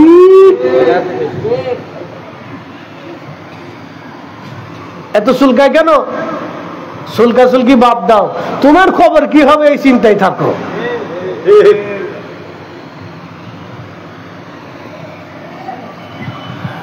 আনোয়ারাবাসী শুনে যাবেন, বাবাজি ভালো করে শুনে যাবেন। কবরের পাশে দাঁড়িয়ে দোয়া করতে থাকেন, অধিক পরিমাণে দোয়া করবেন, দোয়া করে চলে আসবেন। সাহাবীরা বলেন, ইয়া রাসূলুল্লাহ কেন দোয়া করব? নবী বলেন, কিছু সময় পরে মন কান নেকির আসবে, প্রশ্ন করা হবে তাকে। প্রশ্ন করার পরে তার প্রশ্নের জবাবটা যেন আল্লাহ সহজ করে দেয়, এই জন্য তোমরা তোমার ভাইয়ের কবরের পাশে দাঁড়ায় দোয়া করবে। একবার জোরে বলা যাবে কি মারহাবা, সালাতুন ইয়া রাসূলুল্লাহ আলাইকুম, সালাতুন ইয়া রাসূলুল্লাহ।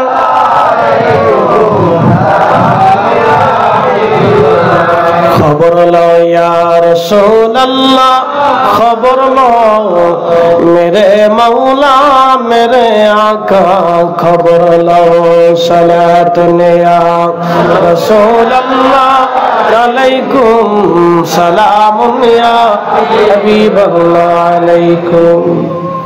প্রিয় উপস্থিতি, কবর দিক চলে আসবেন, আপনি রেখে আসবেন আল্লাহর আমানতে। দোয়া করার সময় আপনি আল্লাহর আমানতে বান্দাকে দিয়ে আসলেন। সবাই মিলে যখন দোয়া করলেন, তখন এই দোয়াটা আল্লাহর দরজা থেকে ফিরে আসে না। আল্লামা ইমাম নুরউদ্দিন হাইসামি রাহমাতুল্লাহ আলাইহি মাজমাউজ জাবায়েদের ভিতরে তিনি সূরা মুআজ্জামুল কবির লিত-তাবারানী থেকে তিনি হাদিস নকল করেছেন। আল্লাহর নবী বলেন, আমার উম্মতেরা একজনে দোয়া করে, বাকিরা আমিন আমিন বলে। জামাতের সাথে আমার উম্মতেরা যখন দোয়া করে, তখন আমার রব আমার আল্লাহ ওই হাতগুলি ফিরাই দিতে লজ্জা করে। কারণ অনেকগুলি মানুষ যখন আল্লাহর দরবারে কান্না করে দোয়া করে, তখন আল্লাহর কাছে শরম লাগে, আমার এতগুলি মানুষের হাত আমি কেমনে ফিরাই দেই, আমি এতগুলি বান্দার হাত কেমনে ফিরাই দেই। একবার জোরে বলা যাবে কি মারহাবা। এই মসজিদের জন্য একটা মোটরের দরকার। তা আপনারা আজকের প্রধান অতিথি মহোদয়ের কাছে ইমাম সাহেব হুজুর যায় বলতেছে, অতিথি সাহেব এই আমাদের একটা মসজিদে মোটর দরকার, তা আপনি একটু ব্যবস্থা করে দেন। তো উনি বললেন, ইমাম সাহেব হুজুর আসছেন তো চা খান, নাস্তা টাস্তা করে, বলে চলে যান, আমি দেখতেছি। তো ইমাম সাহেব চলে আসছে, উনি গুরুত্ব দেন নাই যে ইমাম সাহেব আসতেই পারে। পরের দিন আবার মুতল্লি সাহেব গেছে, একটা মোটর ব্যবস্থা করে, চাটা খাওয়ায় নাস্তা মাস্তা করে বিদায় দিচ্ছে। ঠিক আছে মুতল্লি সাহেব আপনি যান, আমি দেখতেছি। মুতল্লি সাহেব গেছে, এত গুরুত্ব দেন নাই। পরে 4-5 দিন পরে মসজিদে সব মুসল্লিরা ফজরের নামাজ পড়ে তার বাদ গেছে যে আমাদের মসজিদের একটা মোটরের দরকার, আপনি একটা ব্যবস্থা করেন। তখন এটা আজকে তার টনক নড়ছে, চিন্তা করলো ইমাম বিদায় করলাম, মুতল্লি সাহেব ডাইনমামকে বিদায় করলাম, এখন এত মুসল্লি গ্রামের মানুষ আমার বাড়িতে আসছে, এত মানুষ আমি কেমনে ফিরাই? কি কথা ঠিক আছে না? লজ্জাবোধ থেকে হলো বান্দাকে মুসল্লিদেরকে সে আর মাহরুম করবে না।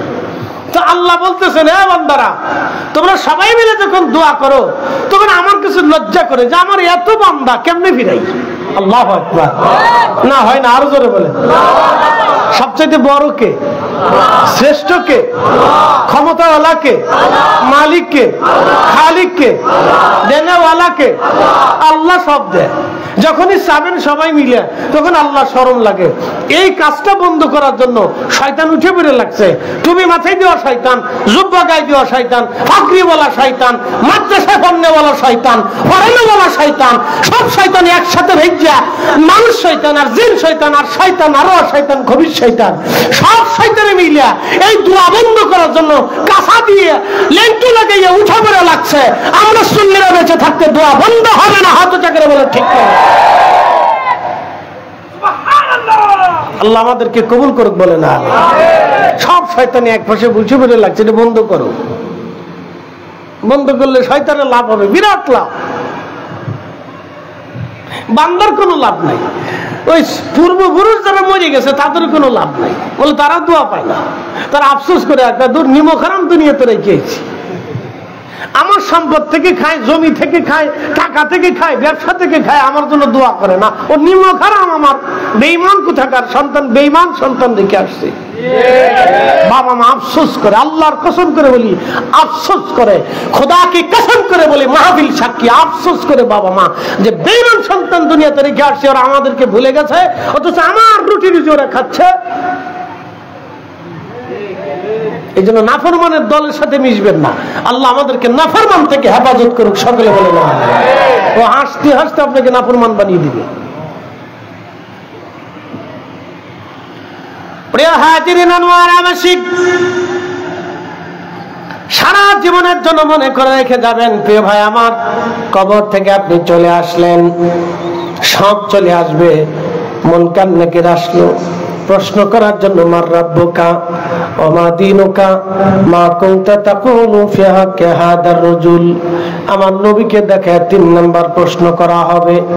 প্রথম প্রশ্নটা হবে রব নিয়ে, দ্বিতীয় প্রশ্ন হবে দ্বীন নিয়ে, তৃতীয় প্রশ্ন হবে রাসালাত নিয়ে, প্রথম প্রশ্ন তাওহীদ নিয়ে, এরপরে প্রশ্ন আসবে দ্বীন নিয়ে, তারপরে প্রশ্ন আসবে রাসালাত নিয়ে। তার মানে তাওহীদ, দ্বীন এবং রাসালাত মিলেই হলো ইসলাম। তাওহীদ, দ্বীন, রাসালাত মিলে ইসলাম। এখন যারা বলতেছেন আমরা তাওহীদবাদী, তাওহীদি জনতা, আসলে আমরা তাওহীদি জনতা না, আমরা মুসলিম জনতা। আল্লাহ কোরআনে বলেছেন, মিল্লাতা আবিকুম ইব্রাহিম হুয়া সাম্মাকুমুল মুসলিমিন। তোমরা মুসলিম জনতা, মুসলিম জনতা। আল্লাহ নিজে বলেছেন আমরা মুসলিম জনতা। কথা বলেন ঠিক কিনা? আমরা মুসলিম জনতা। প্রথম প্রশ্ন হবে তাওহীদ, দ্বিতীয় প্রশ্ন দ্বীন, তৃতীয় প্রশ্ন রাসালাত।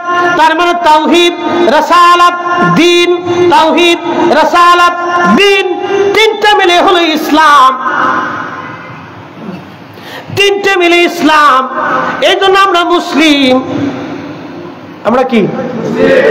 আমরা মুসলিম। আমরা মুসলিম জনতা। আমরা মুসলিম জনতা।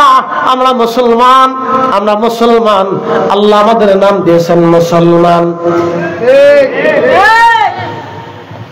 প্রথম প্রশ্ন তাওহীদ, মার রাব্বুকা, তোমার রব কে?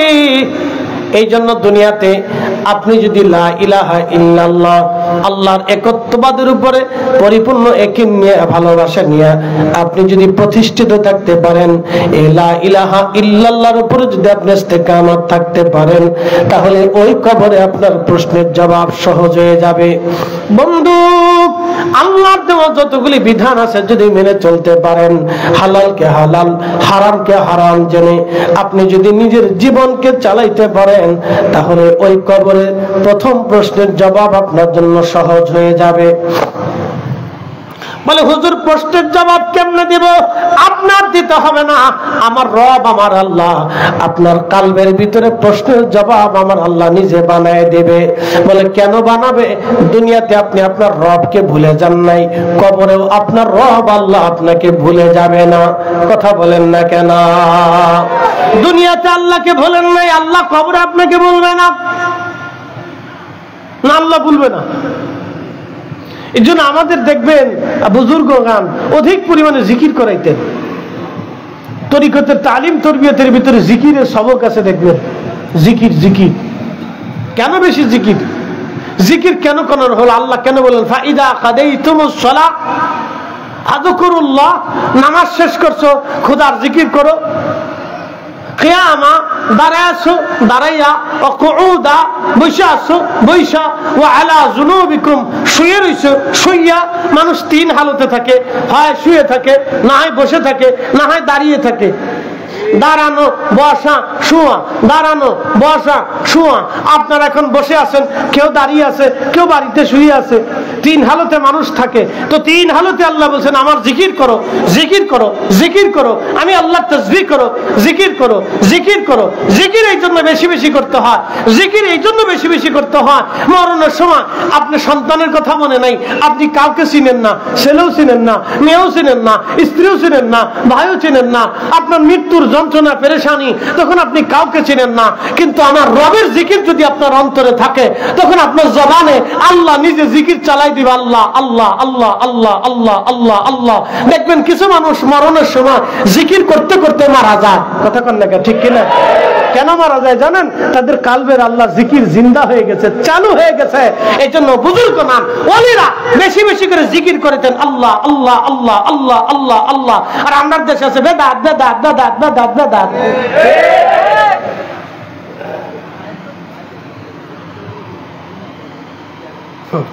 দিন বুঝে যাবে, ওলিরা যেটা দিচ্ছে এটা অরিজিনাল। এখন যেটা পেট্রো ডলারের মাধ্যমে পাচ্ছেন এটা ডুপ্লিকেট, ভেজাল আছে, ভেজাল আছে।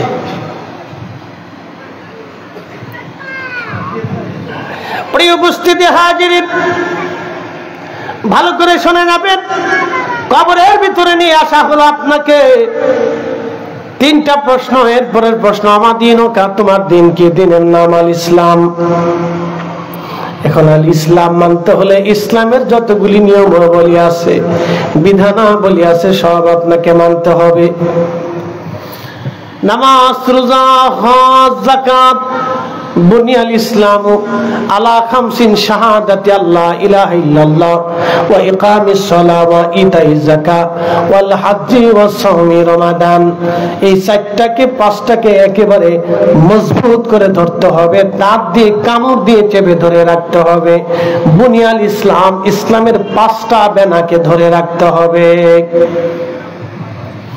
এই ইসলামের পাঁচটা বেনাকে নিজের জীবনে খুব মজবুত করে ধরে রাখতে হবে, শক্ত করে ধরে রাখতে হবে। এক নম্বরে কালেমা, দুই নম্বরে নামাজ, নামাজ নামাজ, দুই নম্বরে নামাজ।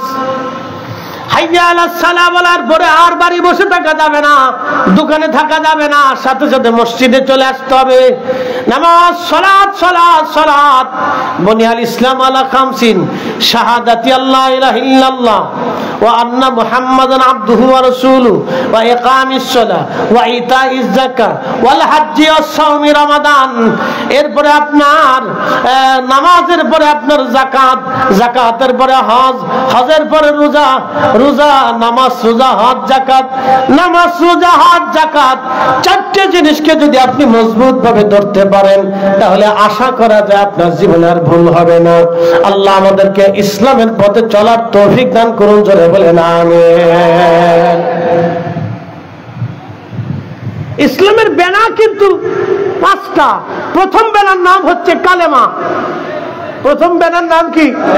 জোরে বলেন, আরো জোরে বলেন। এখন প্রশ্ন করতে পারেন ফরিদে হুজুর, সুন্নিরাও কালেমা পড়ে, শিয়ারাও কালেমা পড়ে, খারিজিরাও কালেমা পড়ে, রাফিজিরাও কালেমা পড়ে, মুতাজিলারাও কালেমা পড়ে, আহলে মুজাসসিমারাও কালেমা পড়ে, নাজদিরাও কালেমা পড়ে, বাতিল ফেরকাও কালেমা পড়ে, আমরাও তো কালেমা পড়ি। তো কার কালেমা ঠিক? কার কালেমা ঠিক? এবার আপনাদেরকে বুঝাই, আপনাদেরকে বুঝাই। বদর শাহ আউলিয়া রাহমাতুল্লাহ আলাইহি যেই কালেমা পড়িয়া পাথরের উপরে ভাসতে ভাসতে চট্টগ্রামে এসেছিলেন, সেই কালেমা হচ্ছে অরিজিনাল কালেমা। বুঝেন নাই মনে হয়? আবার বুঝাই। উনি যেই কালেমা পড়িয়া পাথরের উপরে, পানির উপরে পাথর ভাসাইছিলেন, একসাথে বলবেন না মারহাবা? খাজা বাবা আজমেরি যেই কালেমা পড়িয়া আজমির থেকে ধুলি নিক্ষেপ করে পানি পথে নিক্ষেপ করে পাঠিয়েছিলেন, এই কালেমা হলো অরিজিনাল কালেমা। এই কালেমার নাম হলো আকাইদে আহলে সুন্নাত ওয়াল জামাত। জোরে বলেন আকাইদে আহলে সুন্নাত ওয়াল জামাত। জোরে বলেন আহলে সুন্নাত ওয়াল জামাত। যেই আকীদায়, যেই কালেমায় হুজুর মুজাদ্দিদ আল ফিসানি সিংহের বাঘের খাঁচার ভিতরে সিংহরে সামনে নিয়ে নামাজে দাঁড়িয়েছিলেন, সিংহ তাকে পাহারা দিয়েছিল, যেই কালেমা পড়িয়া হযরত ইমাম শাফিঈ রাহিমাহুল্লাহ তিনি দাজলার উপরে জায়নামাজ বিছায়া নামাজ পড়েছিল, যেই কালেমা দিয়া হযরত শাহজালাল ইয়ামানি মুজাদ্দিদি সুরমা নদীর উপরে জায়নামাজ বিছাই দিয়া সুরমা নদী পার হয়েছিল, এই কালেমা হলো অরিজিনাল কালেমা। এই ঈমান হলো অরিজিনাল ঈমান। এই ঈমানের নাম হলো সুন্নাত ওয়াল জামাত। কথা বলেন ঠিক না? বাদ বাকি যা আছে সব বেদাত। জোরে বলেন বাদ বাকি যা আছে সব কি? বেদাত।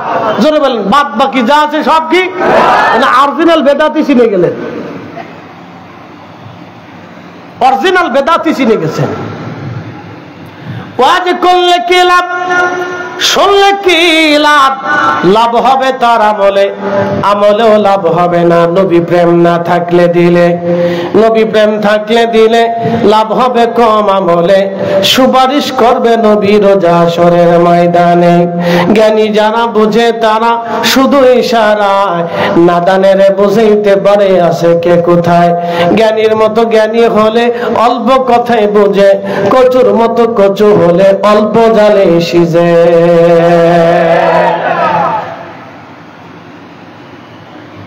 কালেমা চিনে যাবে। কালেমা দেশে বহু হুজুরে পড়া, কিন্তু যেই কালেমা দিয়ে শাহজালাল ইয়ামানি মুজাদ্দিদি জায়নামাজ বিছাইছিলেন, ও কালেমা চিনেন। ওই পথই হচ্ছে আউলিয়া কেরামগণের দেওয়া পথ, ওই রাস্তার নামই হচ্ছে আউলিয়া কেরামগণের দেওয়া রাস্তা। যেই রাস্তায় চলিয়া তারা জায়নামাজ বিছাইছিল পানির উপরে, ওটাই অরিজিনাল রাস্তা, বাদ বাকি সব ডুপ্লিকেট। বুঝেন নাই মনে হয়? হিসাবে বুঝাই দিলাম। যদি অঙ্ক না বুঝেন তাহলে আমার কিচ্ছু করার নাই, তাহলে আপনি অঙ্কে কাঁচা। হিসাব একবারে সহজ করে দিলাম। কালেমার কথা সবাই বলে, ও খারিজি বলে, রাফিজি বলে, শিয়া বলে, মুতাজিলা বলে, জাবারিয়া বলে, বহু ফেরকা কালেমার কথা বলে। আহলে কোরআন যারা আছে এরাও কালেমার কথা বলে। আমরা কোরআন মানি আর কিচ্ছু মানি না। বক্তব্য কত সুন্দর, কিন্তু গলদ আছে। খারিজের এরকম বক্তব্য দিয়েছিল হযরত আলী রাদিয়াল্লাহু আনহু সাহাবা আজমাইনের সামনে, বলেছিল আমরা আল্লাহর কোরআন ছাড়া আর কিচ্ছু মানি না, নবীর হাদিসও মানি না, সাহাবেও মানি না। কি আশ্চর্য! বলে আল্লাহর কোরআন মানি, কোরআন ফায়সালা করবে, তাছাড়া আর কোনো ফায়সালা মানি না। কথা সুন্দর, কিন্তু গলদ আছে।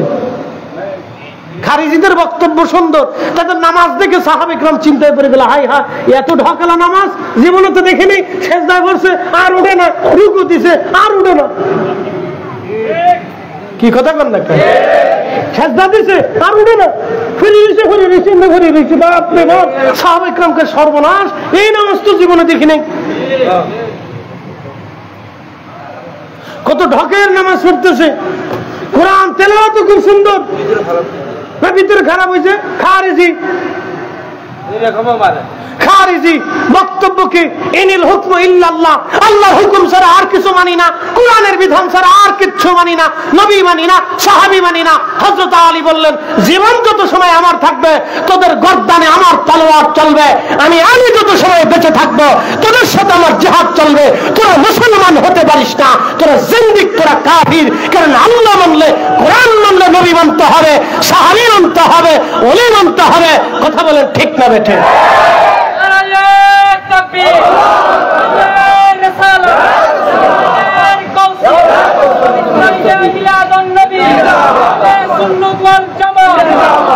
এখন একদল আছে এরকম বক্তব্য খুব সুন্দর, কথা বলবে ঠাস ঠাস ঠাস ঠাস ঠাস ঠাস করে কথা বলবে, মনে হবে বাপরে বাপ, এর চেয়ে বুজুর্গ দুনিয়াতে নেই। খুব সাবধান, কিন্তু খুব সাবধান। আমি বলছি, যেই ইমানে যেই কালেমায় শাহজালাল ইয়ামানি যাই নামাজ বিছিয়েছিল পানির উপরে, ওটা অরিজিনাল। আমার সূত্র যদি ভুল হয় তো বলবেন যে ফরিদ হুজুর সূত্রে ভুল হচ্ছে, যদি আমারটা ভুল হয় তো সহি করে দেন।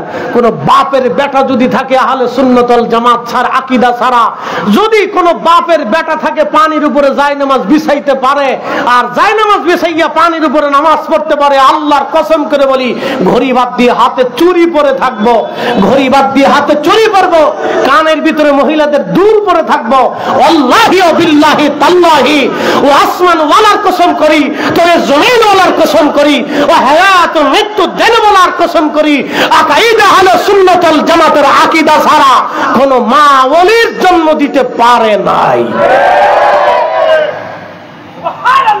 কোন মা পারে নাই, পৃথিবীতে কোন মা পারে নাই।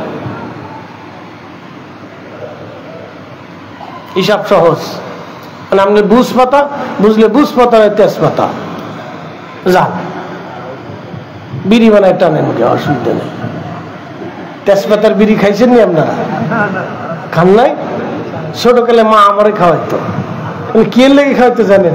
যাদের কাশি হয়, কাশি, তেজপাতা সুন্দর করে একবার মুছরাইয়া একটু আগুন ধরে টান না যদি গলা গিলতে পারেন তো কাশির কিছু নিরাময় হয়। এই ওষুধ জানেন না মনে হয়, আজকে শিখাই দিয়ে গেলাম। বুঝলে বুঝপাতা, না হলে তেজপাতা, পারলে তেজপাতা দিয়ে সুন্দর করে এটারে সুন্দর করে বানাইয়া একটু আগুন লাগে টান দিয়ে গিলে দেখবেন কাশি নিরাময় হবে। উপকার একটা আছে, অসুবিধা নেই।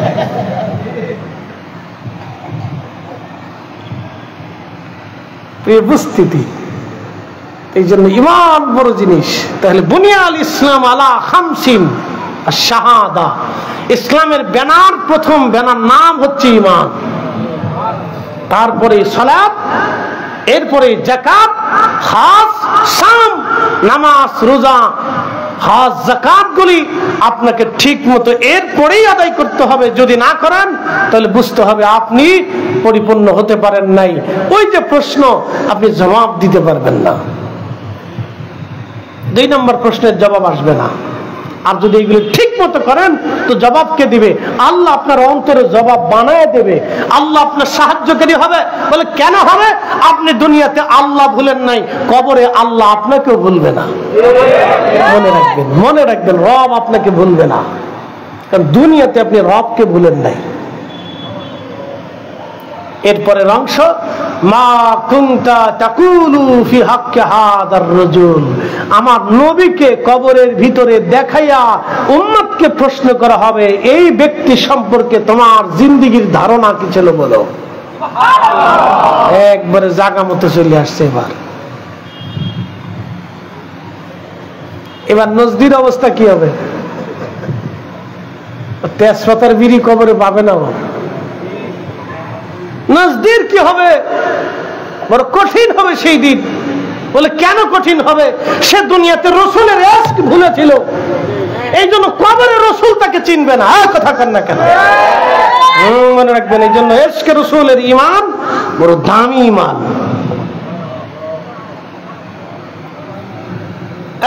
আনোয়ার আবাসিক, ভালো করে শোনেন, আমি কবরের ভিতরে 3 নম্বর প্রশ্ন আমার নবীকে দেখায় বলা হবে, হে আল্লাহর বান্দা, এই ব্যক্তি সম্পর্কে তোমার জীবনের ধারণা কি ছিল, বিশ্বাস কি ছিল, তুমি বলো।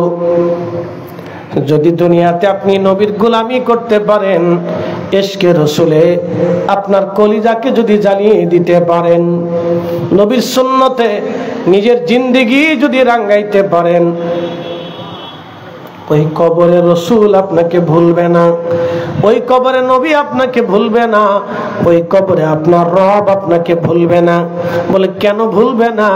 দুনিয়াতে তুমি আমার নবী ভুলো নাই, কবরেও আমি আল্লাহ তোমাকে ভুলবো না, আমার রসুলও তোমাকে ভুলবে না। এই জন্য দুনিয়ার সব মানুষ পার হয়ে যাবে, কোটি কোটি মানুষ আপনার ডানে বামে থাকবে কবরের আশেপাশে, তাও কাজ হবে না। আত্মীয় স্বজন যাই বলেন না কেন, কবরে কেউ নাই। কবরে দুইজন রব্বুল আলামিন আর রাহমাতুল লিল আলামিন। রব্বুল আলামিন আর রাহমাতুল লিল আলামিন, ওই কবরে দুইজন আপনার আপন হবে। রব্বুল আলামিন আর রাহমাতুল লিল আলামিন, রব্বুল আলামিন আর রাহমাতুল লিল আলামিন। গোলামি করলে এই দুইজনের গোলামি করতে হবে, ভালোবাসলে দুইজনকে ভালোবাসতে হবে, মানতে হলে এই দুইজনকে মানতে হবে, জীবন দিলে এই দুইজনের জন্য জীবন দিতে হবে, দল করলে এই দুইজনের দল করতে হবে, মত মানলে আমার নবীর মত মানতে হবে, পক্ষ নিলে আমার রাসূলের পক্ষ নিতে হবে। কথা বলেন ঠিক না বেঠে? কবর কবর কবর কবর। প্রিয় উপস্থিতি হাজিরিন, দুনিয়াতে আমার রাসূল মেনে যান, এসকে রাসূল দিয়ে আপনার ঈমানকে নূরানি বানিয়ে দেন, নূরানি বানিয়ে দেন, নূরানি বানিয়ে দেন। যদি এসকে রাসূল দিয়ে আপনার দিলকে নূরানি বানিয়ে দিতে পারেন, কবরে আপনার নূর আসবে, নূরওয়ালা আসবে। সুবহানাল্লাহ বলা যাবে না? নূরওয়ালা আসবে আপনার কবরে, আর আপনি নূরওয়ালাকে চিনতে পারবেন। আর যদি ইশকে রাসূল দিয়ে আপনার দিল ঈমানকে নূরানি না বানাইতে পারেন, নূরওয়ালা আপনার কবরে আপনি চিনবেন না, নূরওয়ালা চিনবেন না, নূরওয়ালা চিনবেন না। এই জন্য পৃথিবীতে বহু অলিরা দুনিয়ার থেকে চলে যাওয়ার জন্য উদ্গ্রীব হতেন, ব্যস্ত হয়ে যাইতেন। যাওয়ার সময় ঘনিয়ে গেলে তারা আনন্দিত হতেন, আহা দুনিয়ার জঞ্জাল ছেড়ে আমি আমার মালিকের দরবারে রওনা করেছি, দুনিয়ার জঞ্জাল ছেড়ে আমি মালিকের দরবারে রওনা করেছি, আমি আমার মাসুকের দরবারের দিকে চলে যাচ্ছি, দুনিয়ার জঞ্জাল থেকে আমি মুক্ত হয়ে যাচ্ছি। আহা ওলিরা খুশি হইতেন, ওলিরা আনন্দিত হতেন, দুনিয়ার জঞ্জাল থেকে আমি আমার রবের কাছে চলে যাচ্ছি। আমরা মৃত্যুকে ভয় পাই, ওলিরা মৃত্যুকে বরণ করে নিতেন। আমরা মৃত্যুকে ভয় পাই, ওলিরা মৃত্যুকে বরণ করে নিতেন। আমরা মৃত্যুকে ভয় পাই, ওলিরা মৃত্যুকে বরণ করে নিতেন। আমরা মৃত্যু থেকে বাঁচার জন্য পালাই, আর ওলিরা মৃত্যু আসলে খুশি হয়ে যাইতেন। আমাদের আর ওলিদের তফাৎ এটা, আমরা মৃত্যু থেকে পালাই, আর ওনারা মৃত্যু আসলে খুশি হতেন যে আসেন আমাকে তাড়াতাড়ি নিয়ে চলেন, আমি আমার মাসুকের সাথে মিলিত হব, তাড়াতাড়ি নিয়ে চলেন। সারা জিন্দেগি যার জন্য কাটাইছি আমি তার কাছেই যাব, তাড়াতাড়ি নিয়ে চলেন, আমাকে দেরি করার দরকার নেই। এই জন্য সবার মৃত্যু একরকম হয় না। ওলিরা মৃত্যুবরণ করার পরে আকাশ কাঁপতে থাকে, জমিন কাঁপতে থাকে, মাখলুক কাঁদে, সমুদ্রের মাছ কাঁদে, বলে হে রব, আপনি আমাদের ভিতর থেকে একজন ওলিকে, মুমিনকে আপনার দরজাতে নিয়ে চলে গেলেন আল্লাহ, আমাদের ভিতর থেকে একজন মুমিন চলে গেল আল্লাহ। তখন আসমান জমিন কাঁপতে থাকে, হ্যাঁ কাঁদে, একসাথে বলবেন আল্লাহু আকবার। তাদের জন্য আসমান জমিন কাঁদে, খালি আমরা কাঁদি? নো নো নো, আমরা কাঁদি না, শুধু তারাও কাঁদে। এই জন্য ওলিদের দিকে দুনিয়ার মানুষকে আল্লাহ ঝুঁকায় দেয়, আমরা ঝুঁকাই না, আল্লাহ ঝুঁকায়। একসাথে বলবেন না মারহাবা? কে ঝুঁকায়? কে? আল্লাহ নিজে ঝুঁকায় দেয়। এই জন্য দুনিয়ার মানুষ ওলিদেরকে ভালোবাসে। আপনি যতই বেদাতের ফতোয়া দেন, ও সাথা কাজ হবে না, না কোনো কাজ হবে না, কোনো কাজ হবে না। সৌদির পুলিশ বহু সেটাসেটি করে, আল্লাহ রুহ, আল্লাহ বেদে, আল্লাহ শিরক, আল্লাহ কাবা, আল্লাহ কাবা, আল্লাহ কাবা, আল্লাহ কাবা, হাজি সরে যা, চলে যা, সরে যা, সরে যা। তারপরে হাজি ঘুরে টুরে যায়, আবার সিরিয়াল ধরে দরবারে মোস্তফার গুলামিছে, বারে বারে রসুলের বরগাহে যায় সালাম দেওয়ার জন্য, তার দিল উদগ্রীব হয়ে যায়। আর সৌদি পুলিশ কে হাত, আল্লাহ আল্লাহ রুহ, আল্লাহ রুহ, আল্লাহ হাজি, আল্লাহ শিরক, আল্লাহ শি, আল্লাহ কাবা, কাবা, কাবা, কাবা। আরে হাজি কাবার দিকে ফের, কাবার দিকে মোনাজাত কর। আচ্ছা এখন যদি জিজ্ঞেস করি, হাজি তুমি এত হাজিরে কাবার দিকে ঘুরাই দিলে, তো কাবার দিকে আছে কি? আমাকে কি কাবা দেবে নাকি? আমাকে দেবে তো আল্লাহ। কি কথা কর না কেন? আমি রসুলের দিকে ফিরে যদি মোনাজাত করি, তো আমরা আল্লাহর কাছেই চাই। আমরা কাবার দিকে ফিরে মোনাজাত করলে আমরা আল্লাহর কাছেই চাই। আমরা উত্তরে ফিরে মোনাজাত করলে আল্লাহর কাছেই চাই। আমরা দক্ষিণে ফিরে মোনাজাত করলেও আল্লাহর কাছে চাই। আমরা পূবের দিকে ফিরে মোনাজাত করলে আল্লাহর কাছে চাই। আমরা পশ্চিমে ফিরে মোনাজাত করলেও আল্লাহর দিকেই চাই, আল্লাহর কাছেই চাই।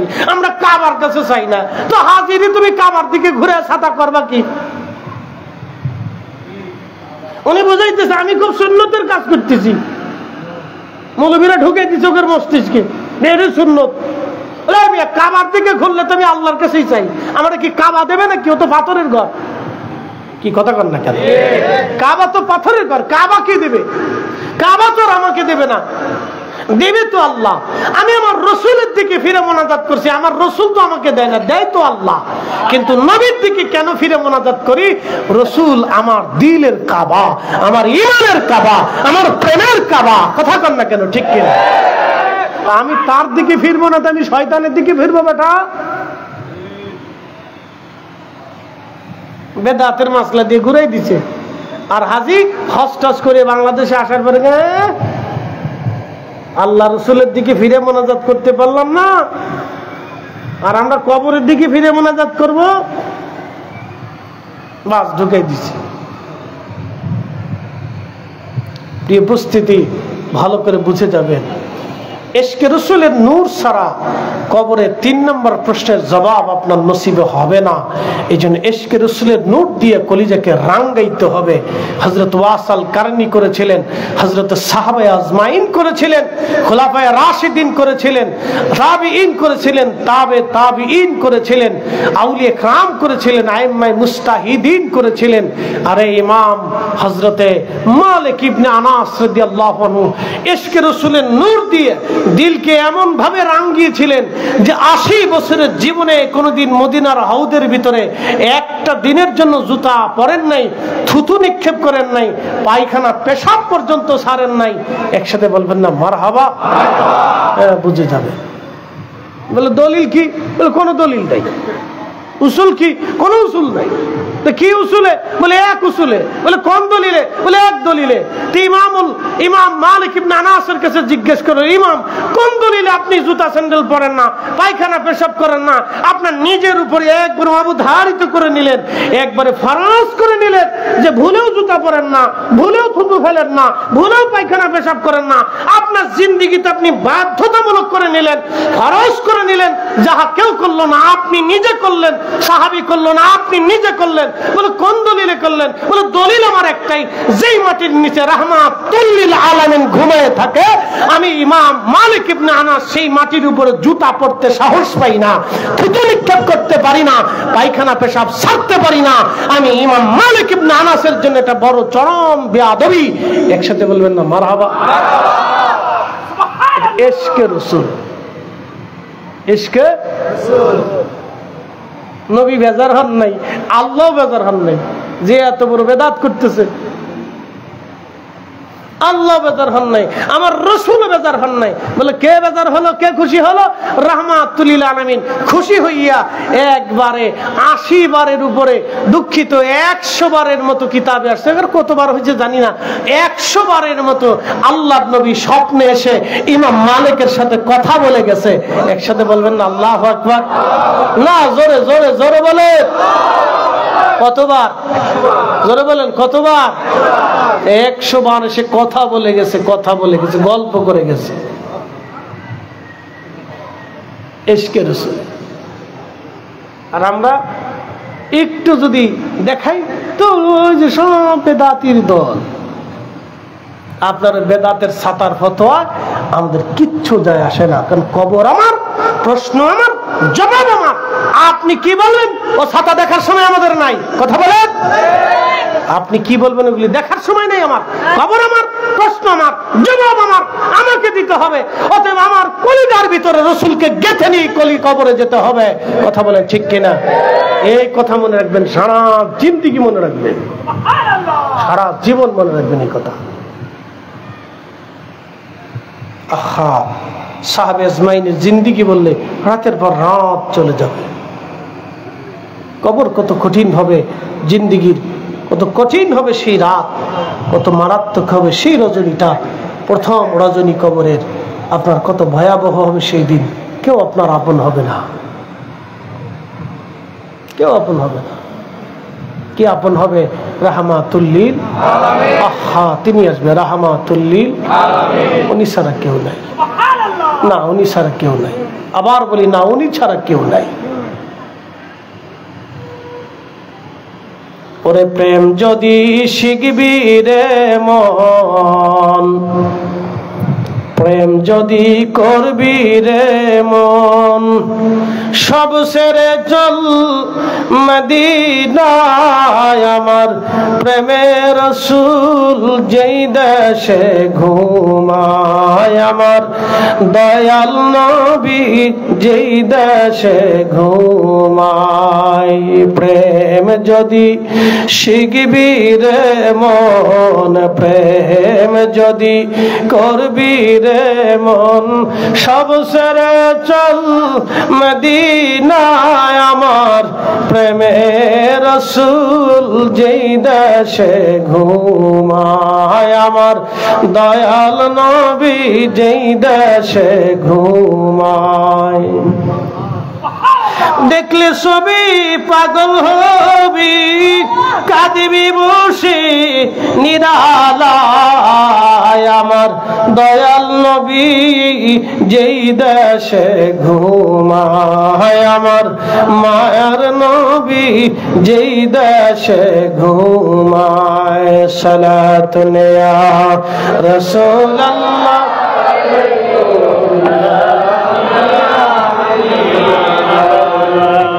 সালাতুন ইয়া রাসূলুল্লাহ সালামুন ইয়া হাবিবাল্লাহ এই জন্য কবরের প্রথম রাত আমাদের জন্য সবার জীবন আসবে কবরের প্রথম রাত আসবে আমাদের জীবনে এই কবর থেকে আমরা কেউ রক্ষা পেতে পারবো না প্রথম রাত আমাদের আসবে আনোয়ারাবাসী প্রথম রাতটা বড় ভয়াবহ হবে আমার মা বোনেরা ভালো করে শুনে যাবেন গহনা দামি সবকিছু আলমারির মধ্যে পড়ে থাকবে আপনার হাতের গহনাগুলি খুলে খুলে রেখে দেওয়া হবে আপনার শরীরের গহনাপত্র দামি কাপড়গুলি খুলে খুলে রেখে দেওয়া হবে এ যুবক আপনার হাতের দামি ঘড়ি খুলে রেখে দেওয়া হবে আপনার বসনের সুন্দর পোশাকগুলি খুলে খুলে রেখে দেওয়া হবে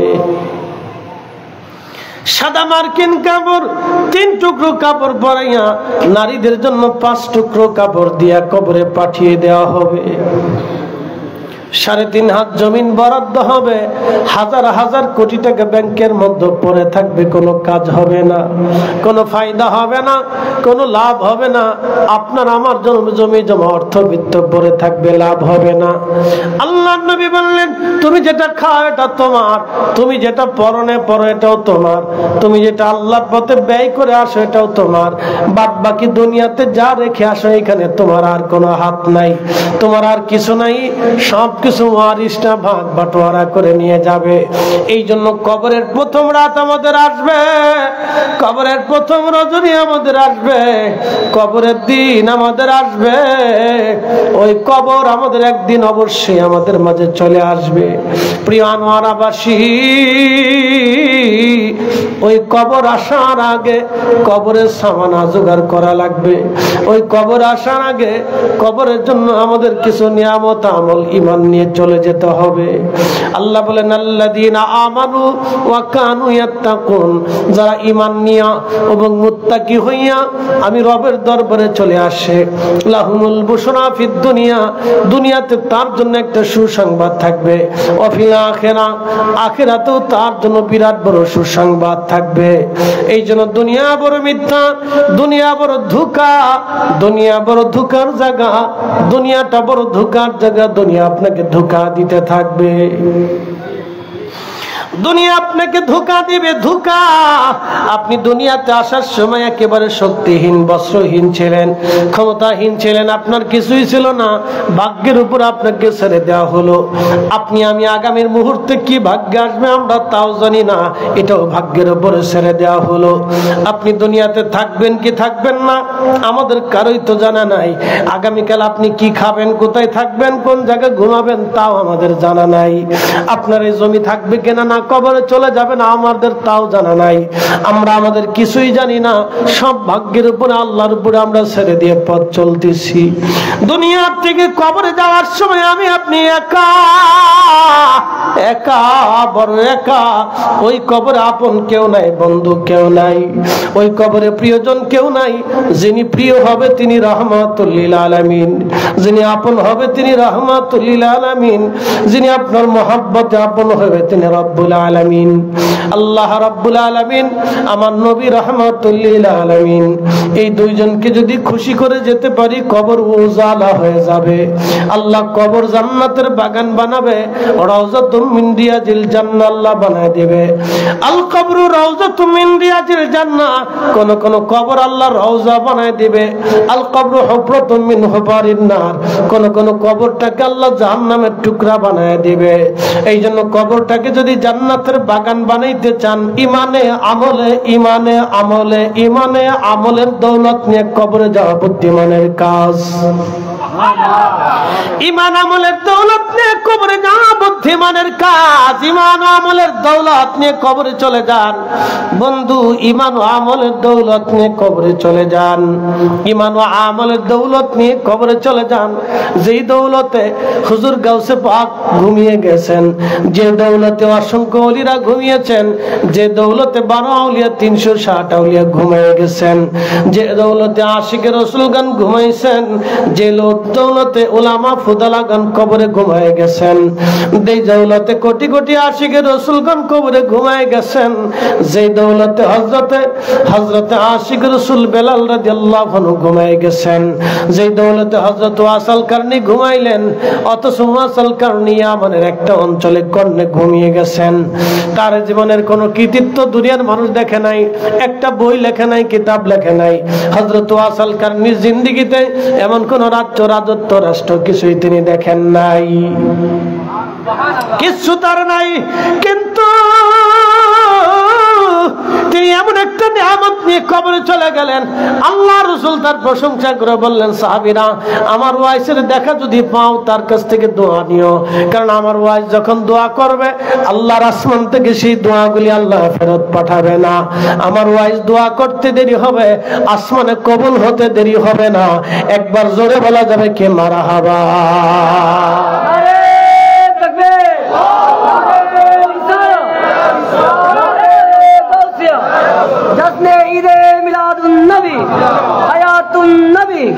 कमली वाला नबी, नूरुन वाला नूर नबी, ए सब्ज गंबद वाले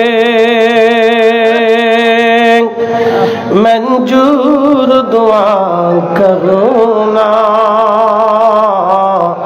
जब वक्त न जा आए आका दीदार आता करना,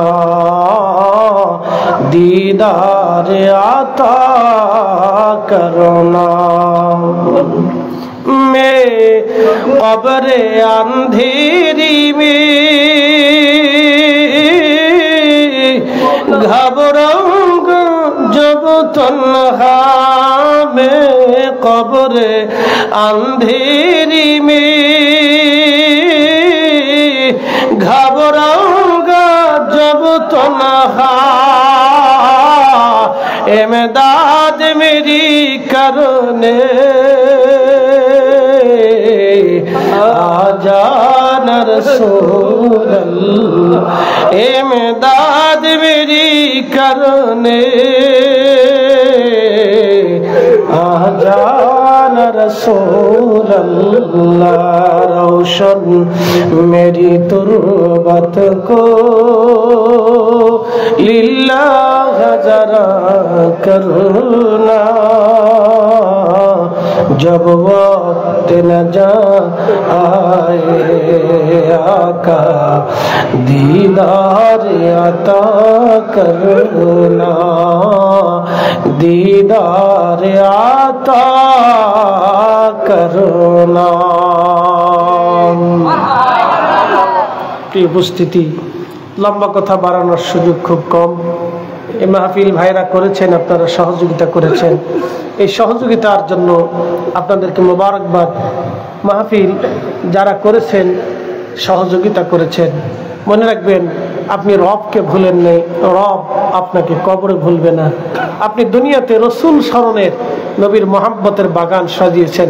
আল্লাহি বিল্লাহি তাল্লাহি ও আসমান ওয়ালার কসম করে বলি, মেহেশ্বরের কঠিন ময়দানে আপনার রসুল আপনাকে ভুলবে না।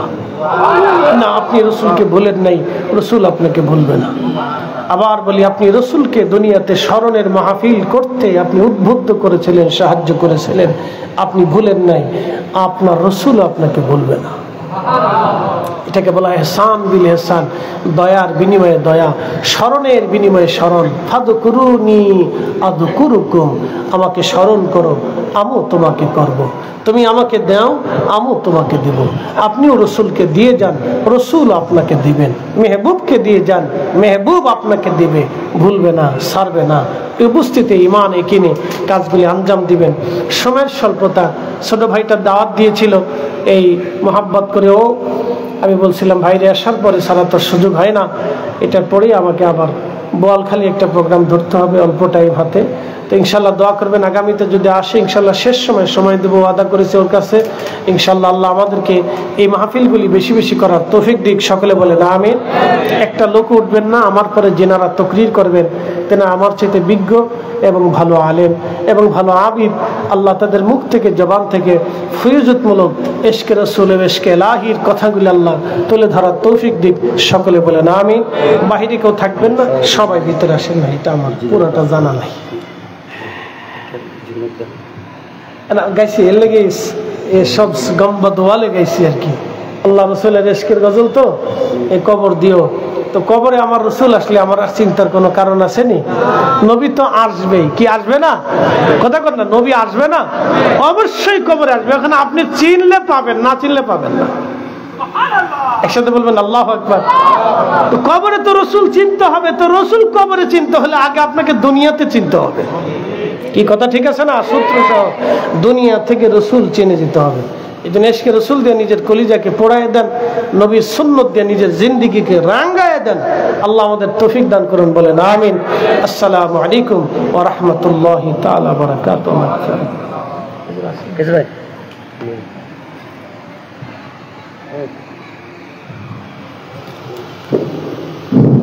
মারহাবা মারহাবা।